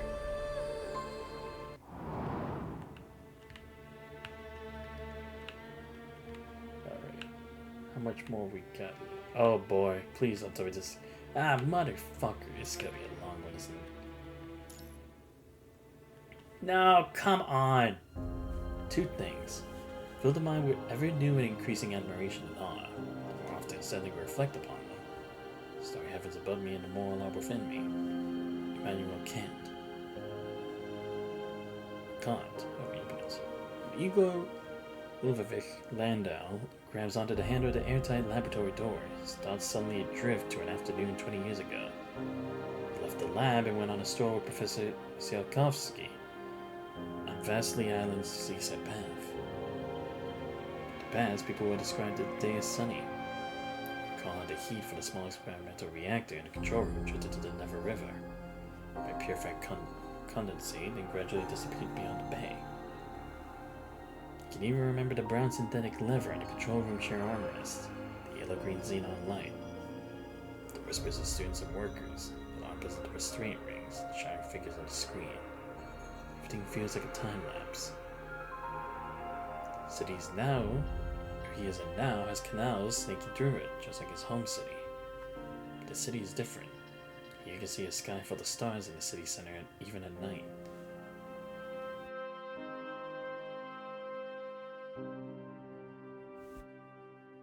Landau reaches out to the starry sky. Specks of starlight slip between his fingers and drifts into the corner of his mouth. They traveled for hundreds and thousands of years in the universe to reach Earth. Do you see that star? There should be Arcturus. In that direction, it's about 40 light years away. 40 light years. Virgo's diamond. This is a great place for stargazing. It's far enough from any light pollution of a metropolis. Well, this is a satellite city built for research. Nobody lives here. Saucy isn't that different from actual wilderness. I heard that when the Chamber of Commerce decided to build an academy here, they gave the original residents a good summer for relocation and resettlement. My friend Wen said that the reserve funding in the budget was enough to build another LHC. Just a relocation fee, a family of 3 could live comfortably in any city. They could even buy land and build a house. But I don't think land here is very expensive. It's true. Everyone left and buildings were demolished. And there's little value. The research building over there is still intact, right? That's because we're the only ones left. Do you think there are people like us on planets tens of light years away, chatting about housing prices, drinking, and staring at the starry sky? Maybe. We're not astronomers, so we don't know enough.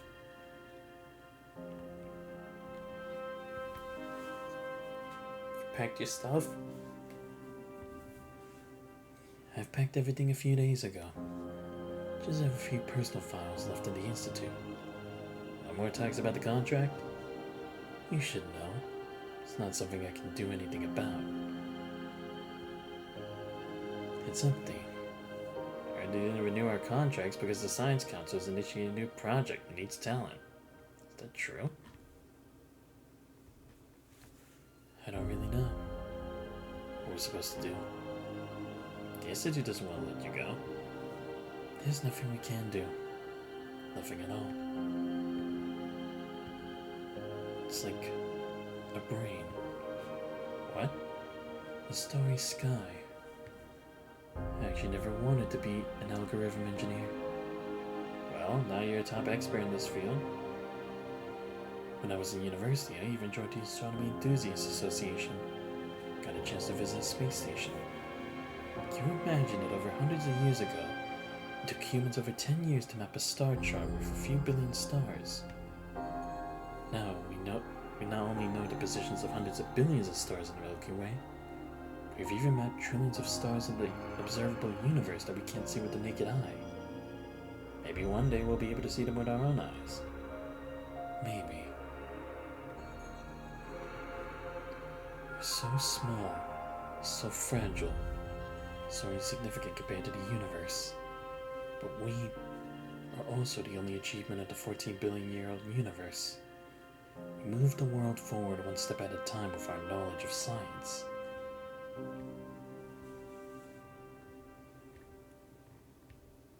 I feel like I never get the chance to come back here after today. Don't be so emotional. Definitely have the chance to come back. Didn't the director say that this position will always be reserved for you? Gates of Kalong will always open for you. Oh, maybe. Open. Glendale didn't know was that he would not only never return to Kalong, but also never see the afternoon sunlight.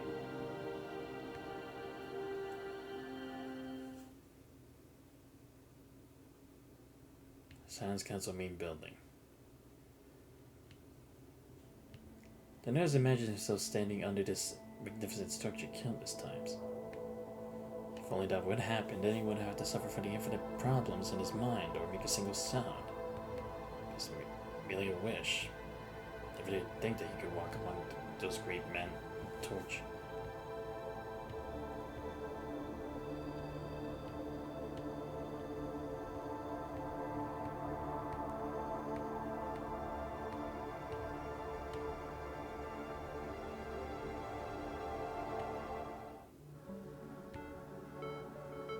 Why didn't they guard members of the Science Council? In the Golden Age and on the road to science, nothing but bricklayers. Bricklayers don't deserve to be carved onto the walls. I thought so. But there's another reason. No one thinks their achievements can be compared to these great thinkers. Landau. Villiers. Are you from Kalong? You seem quite familiar with the Kalong language. Not exactly. So, this is the Science Council. It looks like a museum. This is just the main building. That complex behind us belongs to the Science Council. Must be as big as the city. So it's here. Here for a tour? No, I'm here for work. Kids these days.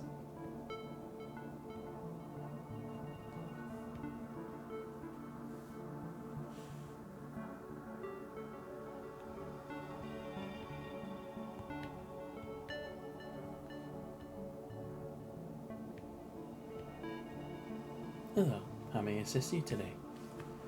I'm Igor Landau. I'm here for my employment check-in. Dr. Landau, correct? Please give me a moment. Welcome back, Dr. Landau. Your employment procedures and relevant documents from the council headquarters have been processed. The documents and unique identity badge will be delivered to you by your assistant shortly. You still prefer not to have an implanted identifier, correct? Yes. Alright. The council has kept your office intact during your absence.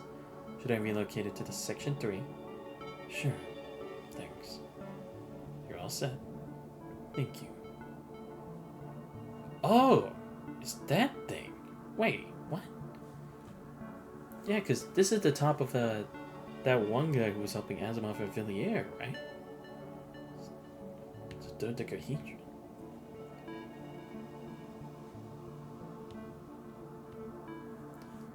Alright, 42. Alright. I know. Many departments within the council have been relocated during your absence. Would you like me to guide you through it? No, it's okay. Just ask it to lead the way. Of course. It's my pleasure to assist you, Dr. Landau. Have a wonderful day.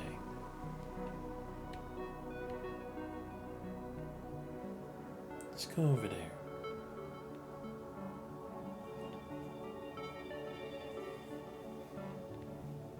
Hi. Is everything okay? This gentleman's age is quite unusual. Trying to contact the Kalong office for more information. How absurd. Generally, one must be at least 23 to obtain core research permission for the council, except in special cases. Is age a barrier to science here? No, that's not what I mean. What project are you here for? Project Gestalt. Mr. Landau? It's fine. You don't need to contact the Kalong office. Just apply for a special exception. I have some say in what happens in Section 3, right? Of course. Where are his documents? I'll sign them. Are we good? The registration is complete. Please head over to the security department to pick up your unique identity badge. 42? Go get it for him. Thanks. Don't worry about it. So how old are you? 17? You must be a prodigy. It's alright. Biological age isn't always indicative of intellect, right? I thought scientists at the council would be more stern. Of course we are. Here, take this card. You go scan an implantable version of the security department if you prefer. Science Council just likes to make things complicated, eh? Well then, miss. Can you finish all the paperwork? No problem, Mr. Landau. Alright, everything's in order. It's de Villiers, right? Quite an interesting name. Your looks. I thought you looked like most people from Kalong. That's none of your business. Of course. Let's go. This little guy would lead the way. Quite far from Section 3. Wait, I don't even know what Section 3 is. Aren't you here for the Project Gestalt? Section 3 is where it's conceived. And you? I don't even know who you are. Why should I trust you? Me? You can call me Igor or Landau, or whatever you prefer. It's up to you. Most of the time, the people in Section 3 call me Director.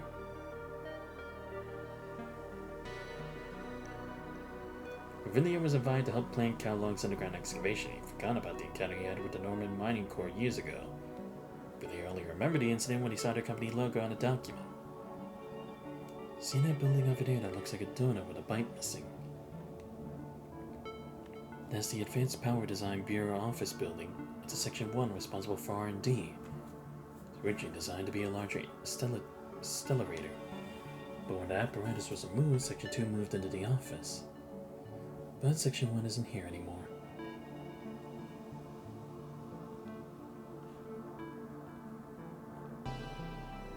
Just trying to get to the main context. Norman Mining Corps. This multinational giant has been active in various fields since the last century. It almost monopolized the mining, steel, construction, and machinery industries, and has a dozen contractors and distributors under its wing.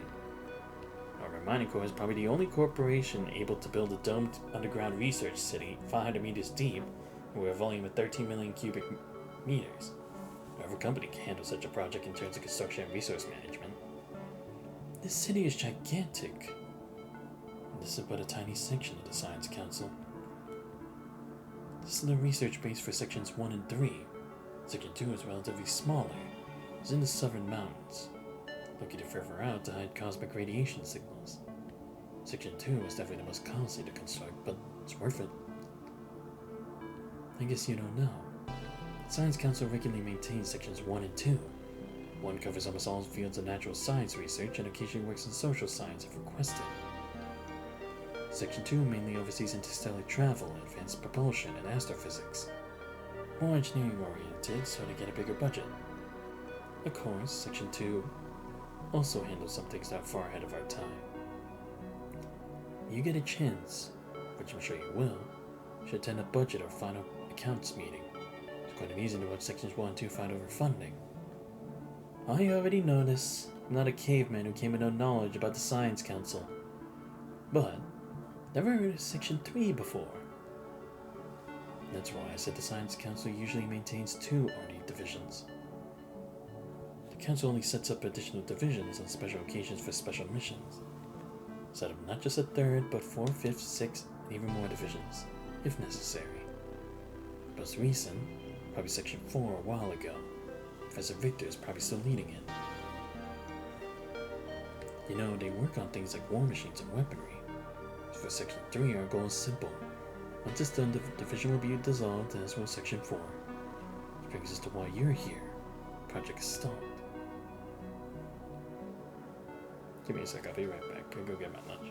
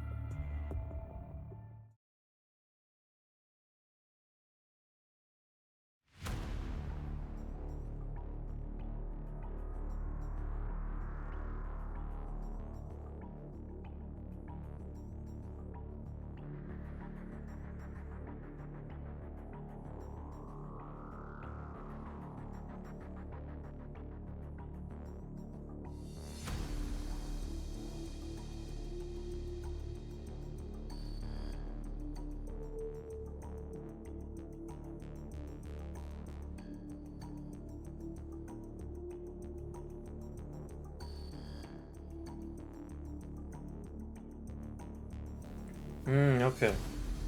So now we're seeing the information, but this time in full context. So he made a time loop? That's what I think.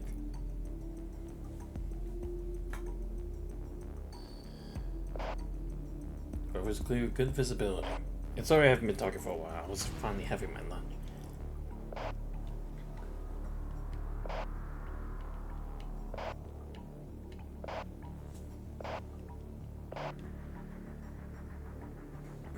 Hmm. 2 years passed. Has the war ended? Find an enemy. Did I my comrades my enemies? Or my enemies my real enemies? Who am I? Hold on. Devil has been fully opened.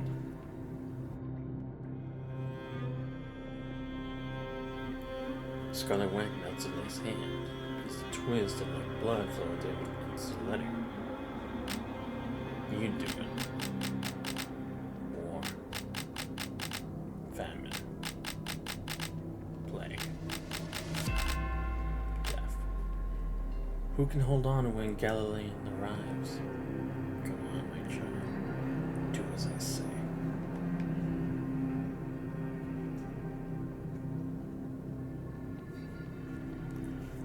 This will be Schultz Roseum's last night in this trench.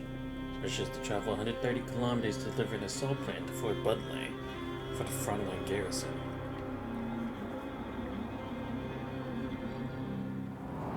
I am so confused. What is this supposed to be?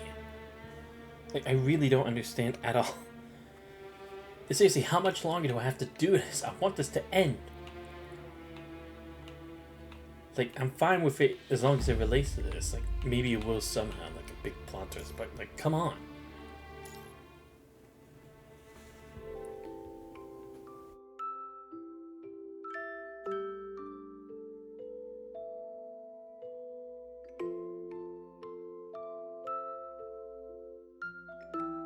How can the entropy of a completed series of Shakespeare compare to Shakespeare himself? Hello? Luve, are you there? Igor, you need me? It's so late already. Why are you still here? They're giving you a welcome party, not me. It's been so long. Where's Villiers? He's still in the lab? Villiers didn't leave with Mr. Leibowitz. When Leibowitz got off work, so Villiers should still be there. Go and get him. I don't know if he'll listen to me. Tell him I said so. He listens to me. Alright, I'll try. See you at 6:30. No wonder Brown hasn't shown up at work lately. Maybe he really doesn't get along with Korolev.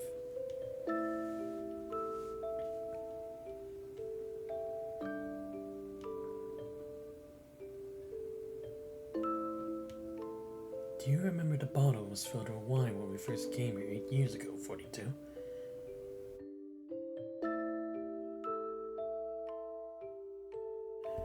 Make it how it was before, 42.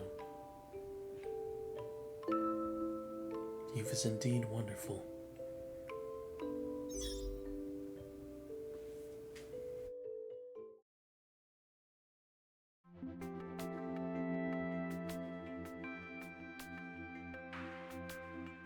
I didn't expect Section 42 to be so open-minded. Of course we are. It's a fact. Do you think the masses can read and understand our deep spaceship blueprints? Sometimes knowing too much can be a heavy burden for ordinary people, but the Science Council has always been open to it. Anyone interested in learning can apply to study at the Council at any time. Knowledge and truth are universally accessible. Actually, whether they are accessible doesn't depend on knowledge and truth itself. Anyone who wishes can apply to the Council for spacecraft blueprints and even build an aerospace plane or space station in their backyard. Knowledge and truth that aren't accessible are as meaningless as flowers in a vacuum jar. Wherever it can be built is one thing, but we have no say in wherever someone can get the permits. Yes, as Mr. Schwartz said, there are no qualifications to obtaining knowledge and truth. Your new student seems to have a strong personality, which is great. But he can't be a little strange. He always says he doesn't like crowded places. What do you think? Is he talented? Yep. A few days ago, he proposed a multi-dimensional quantum anti-key scheme based on discrete finite groups. Looked quite promising. Why don't you just take him? No, you don't really take students anymore, right? I believe Mr. Leibowitz hasn't accepted any new students for a long, long time. I mean, Leibowitz's last student is right here with us. You never thought your student would go to Section 2 for astrophysics, right? Uh-huh. We have you to thank for coaxing her into it, of course. Nope, I definitely didn't do that. I think Leibowitz knew all along. I mean, it's the stars. I thought you'd say you would write an algorithm to predict which star a student would end up planting potatoes on. Mr. Korolev. By the way, Igor, we need to submit the budget for the second half of the year next week. What about it? Huh? You don't want that Callan kid to get another 20% of the budget now, do you? I think the mechanical prosthetic replacement technology they propose is quite interesting. Did you eat too much Ladoga mushrooms? Has it gone to your brain? Don't drink so much, Korolev. Dunlight and an orbital array will cost money to build. Isn't Section 3 also starting to hire? I heard from John that you hired quite a few novelists and playwrights recently. What's that for? For Gestalt. We can't start everything without having the entire team. You haven't officially started yet. I thought you started when you came back. That's impossible. Building Gestalt requires experts and scholars from every field. Integrates basic science and engineering. Dominic said I don't need to worry about the budget, but the numbers of the report are... Why do you need novelists and playwrights? You can't expect us lab rats to write creative stories, can you? I know that Mr. Landau is definitely good at telling jokes. One day I'll have Leibowitz send you to me for a taste of hell. I mean, designing something like this requires knowledge from every human discipline and field. We plan to borrow some talents from sections 1 and 2 and also some funds. See? Let's go in to poach our people. I should explain to Dominic about you. I think the council will approve the funds for your new array and Dawnlight. But that also depends on whoever the Unified Foundation can squeeze out more money, especially for Section 3. The Council Foundation want results. They'll evaluate us in the 1st, 3rd, and 5th years.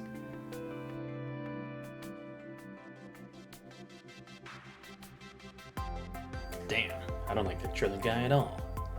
Smooth talker. Sounds like he's chanting every time he speaks. That's politics for you. Politics, politics. Always politics. I hate it. What's about this? I'm gonna take this to the space station. It wasn't me who said it. I think that might be hard. It's yours. You better keep an eye on him, Schwartz. This guy might just drink the whole bottle and actually take it to the space station.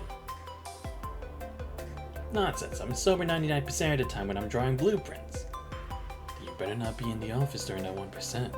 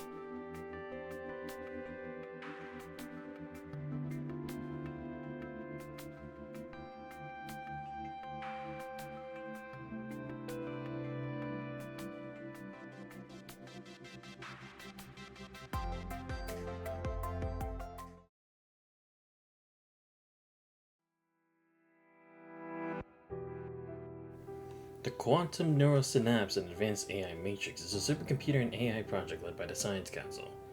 The project is a collaboration with universities and research institutes around the world. It's the predecessor of Project Gestalt. That's all they came up with?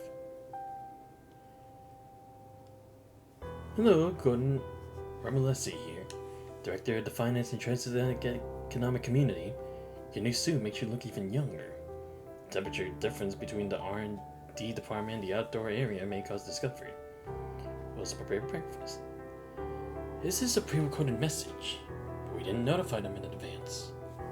No, Director, and the third visual simulation program of Project Gestalt and Modern Creations is Section 3. So, after more than a year, they only managed to create a program that can talk. Patience, Gordon. Do you know what Kalong's Chiren crew said when they created Section 3? What? I have no idea. Because they said nothing, Gordon. Absolutely nothing.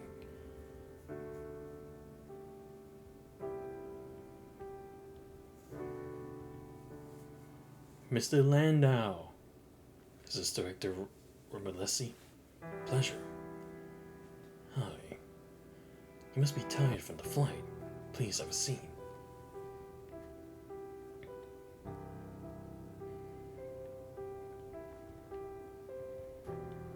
Nice office, but you had no privacy at all. Privacy is an illusion in this time and age. Information is a double-edged sword. You had to use paper cups because everyone here uses them as their own cups. These are premium select Kanto coffee beans. Did you grow them yourself? From breeding to the final product. The taste. It's been a long while since I had coffee this good. Extraction's also great. There's also one of Gestalt's functions. Gestalt's mechanical workers will one day handle all the agricultural processes, from cultivating to planting, watering, lighting, and fertilizing, then regulate the drying, processing, and packaging of these beans, as well as the distribution on the market based on its planned economy. In the future, I won't be the person to select these beans, but Gestalt will handle everything. This is indeed the age of information. No, Mr. Ramiselli, or Ramislesi. Okay, right, there we go. This is the future, and it is a future that will definitely be realized. I understand all that, but doesn't this all sound a bit too fantastical? I mean, this is just my 2 cents. Isn't it a bit too early to create a super AI that can govern global affairs within 10 years? Creating something like this takes decades even in sci-fi novels, right? Confidence is a good quality, Mr. Landau. And that doesn't quite understand his point, glances nervously towards Trillian. Before Project Gestalt, we had already had considerable experience in exploring and validating strong AI. This foundation, Dominic estimated that Gestalt could be completed in 10 years. Mr. Landau means that both the Council and Chief Dominic have complete confidence in it. The Council has independently pushed for material science explosion and cold reactor design, but even then, Project Gestalt is still an intense mission requiring global cooperation. Regarding this, the Council has also considered its own interests. Confidence is about believing, Gordon. I mean, no one really thought the Council would actually build a cold reactor, right? You've also made the configuration completely public. Speaking of which, I think Dr. Landau and his mentor, Mr. Tsiolkovsky, were also one of the designers for the first generation cold reactor model. That was a long time ago. To be honest, I am also feeling the pressure. I am responsible for the lives of many factory workers.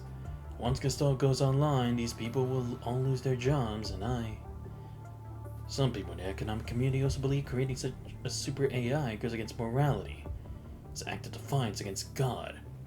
Also worried that one day the robot and AI crises depicted in science fiction may happen.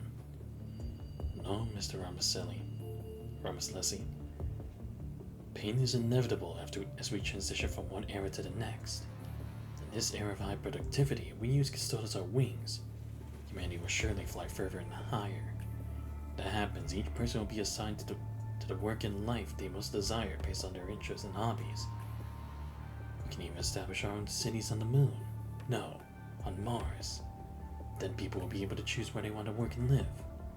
Also, Gestalt will never betray humanity. What? Betray humanity? Isn't that what people are worried about? The AI will eventually turn against and attack humanity. That will defy the foundational commands we give them.